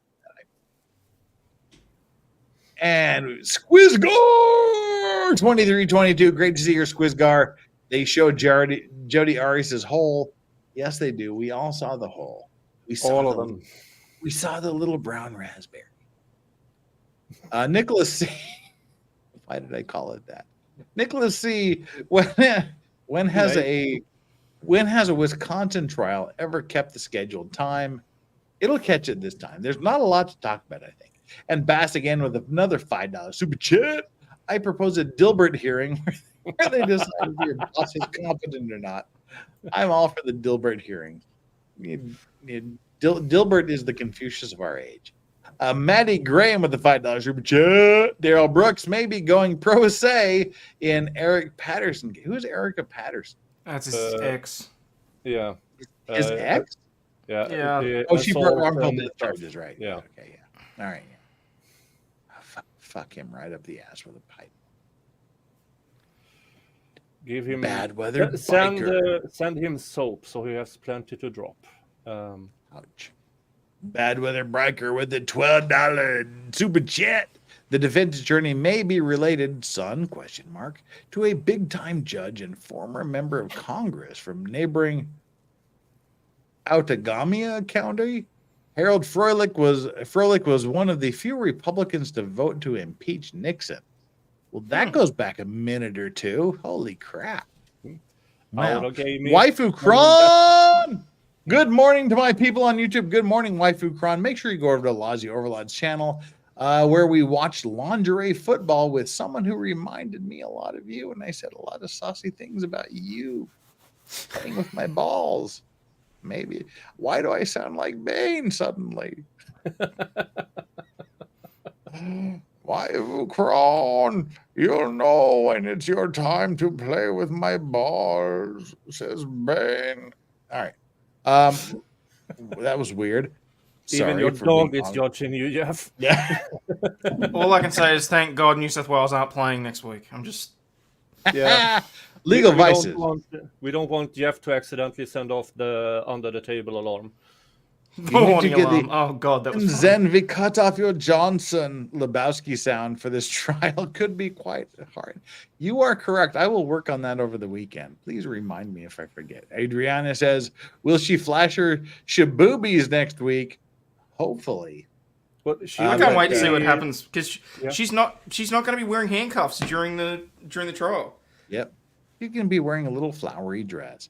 And what we want to see is, again, if you want to see if you want to see her like Taylor Shabusiness flashing her shaboobies next week, just go back to Aussie Overlord stream of a few hours and watch Waifu Kron / Jess's doppelganger flash her big old titties everywhere. Then you'll see what we're talking about. Waifu Kron, good morning, my favorite people on YouTube. Shut up and go watch Aussie stream so you can watch your own titties on stream. Just saying. LC Merritt, defense attorney Adam Savage is reading. For my birthday, one of my like the Russian girl I'm seeing more than other people I'm seeing. He gave me like some of the Johnny Depp Savage cologne, and that is some powerful shit. I don't wear a lot of cologne, but I sprayed some on and I showered like 2 times and I could still smell it. So Savage. Yeah. Bass with another $2 super chat. If the heads don't fit, the bucket is a myth. All right, you reached a little too hard for that, but we'll give you credit. You get an A for effort. Tina Lewis, so you will finish addressing today chat on Sunday? No, we're doing it right now. And why do I still sound like Bane? I can't watch live Sunday, and I won't be able to watch the recorded version. Sucks. Well, stick with us right now. We're only 10 minutes late. I sort of sound like a mix between It's a Wonderful Life and Bane. Just put the money in the safe, Ellie. And, Mr. Potter. Mr. Potter, it's bad drugs. I'm sorry. Anyway, all right, let's shut up. All right, everybody, we're going to shut this biatch down. We've got Yoda sleeping here in the corner next to the Godzilla crossing sign. I'm at the bottom of the Shabusiness stairs, complete with a blood-soaked bucket. Nicholas Starov, Swedish lawyer extraordinaire. From Emma and Amarth. Make sure you go to subscribe to him. Anything you have to say? Any last words, Nicholas Staroff, Trial Watch? Finally, Friday, casual stream in a few hours. Next Friday is Chat-Faced for charity for Zachariah. All right, tell us very quickly a little bit about Chat-Faced for charity. Chat-Faced for charity next Friday is you having the entertainment of getting me chat-faced live while giving money to Zachariah Anderson's defense fund and a bit to me as well, so I can restock, because that is getting quite expensive to refill every time people get me drunk for Zachariah Anderson. So that will be next Friday. It will be guests. I hope these two can join in some shape or form. And David might have some access to shut it down if I do a Gosney. And laid back news is coming up. We will redirect to there. But first, Aussie Overlord. What's up? Did we bore you that much, you whiny bitch? Oh, fucking bite me. It is 2:15 in the morning and I have not stopped since 5. As always, people, please remember, you are not a piece of shit. You do have value and you do contribute to society, especially if you hit the like button for this shithead up there. Okay? There. Love you all. He didn't notice how he didn't say you're not a piece of shit. So therefore, you are all pieces of shit. I literally. No, you didn't specifically say it. All right, everybody. I literally said you are not a piece of shit and that they have value. No, I don't think so. Nicholas Staroff, you are the judge. You are the arbiter. Did he specifically say that?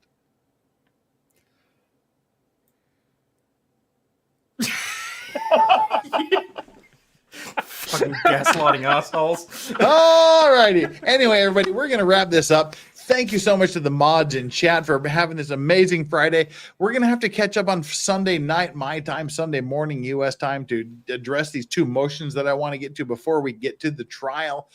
In the meantime, make sure you visit Nicholas Staroff, Trial Watch. Make sure you visit Aussie Overlord. Subscribe to them. They are awesome, and they deserve your subscriptions much more than I do, which is not to say that I don't deserve your subscription. Subscribe to me too, you degenerate. We will see you on Sunday morning U.S. time, Sunday evening Eastern European Oriental time. Oriental. Oh, hurry, go right. All right, everybody take care. Love you, mods, for being moddy. Nicholas, I'm going to cut you off because we're going to end this stream. Love you guys. You guys are awesome. We'll see you back on Sunday morning U.S. time and Monday for the trial. This is me, Legal Vices, saying we are out. We're going to go on over to laid back news, so enjoy your ride. Take care and bye now. Bye now. Not binary, bye now.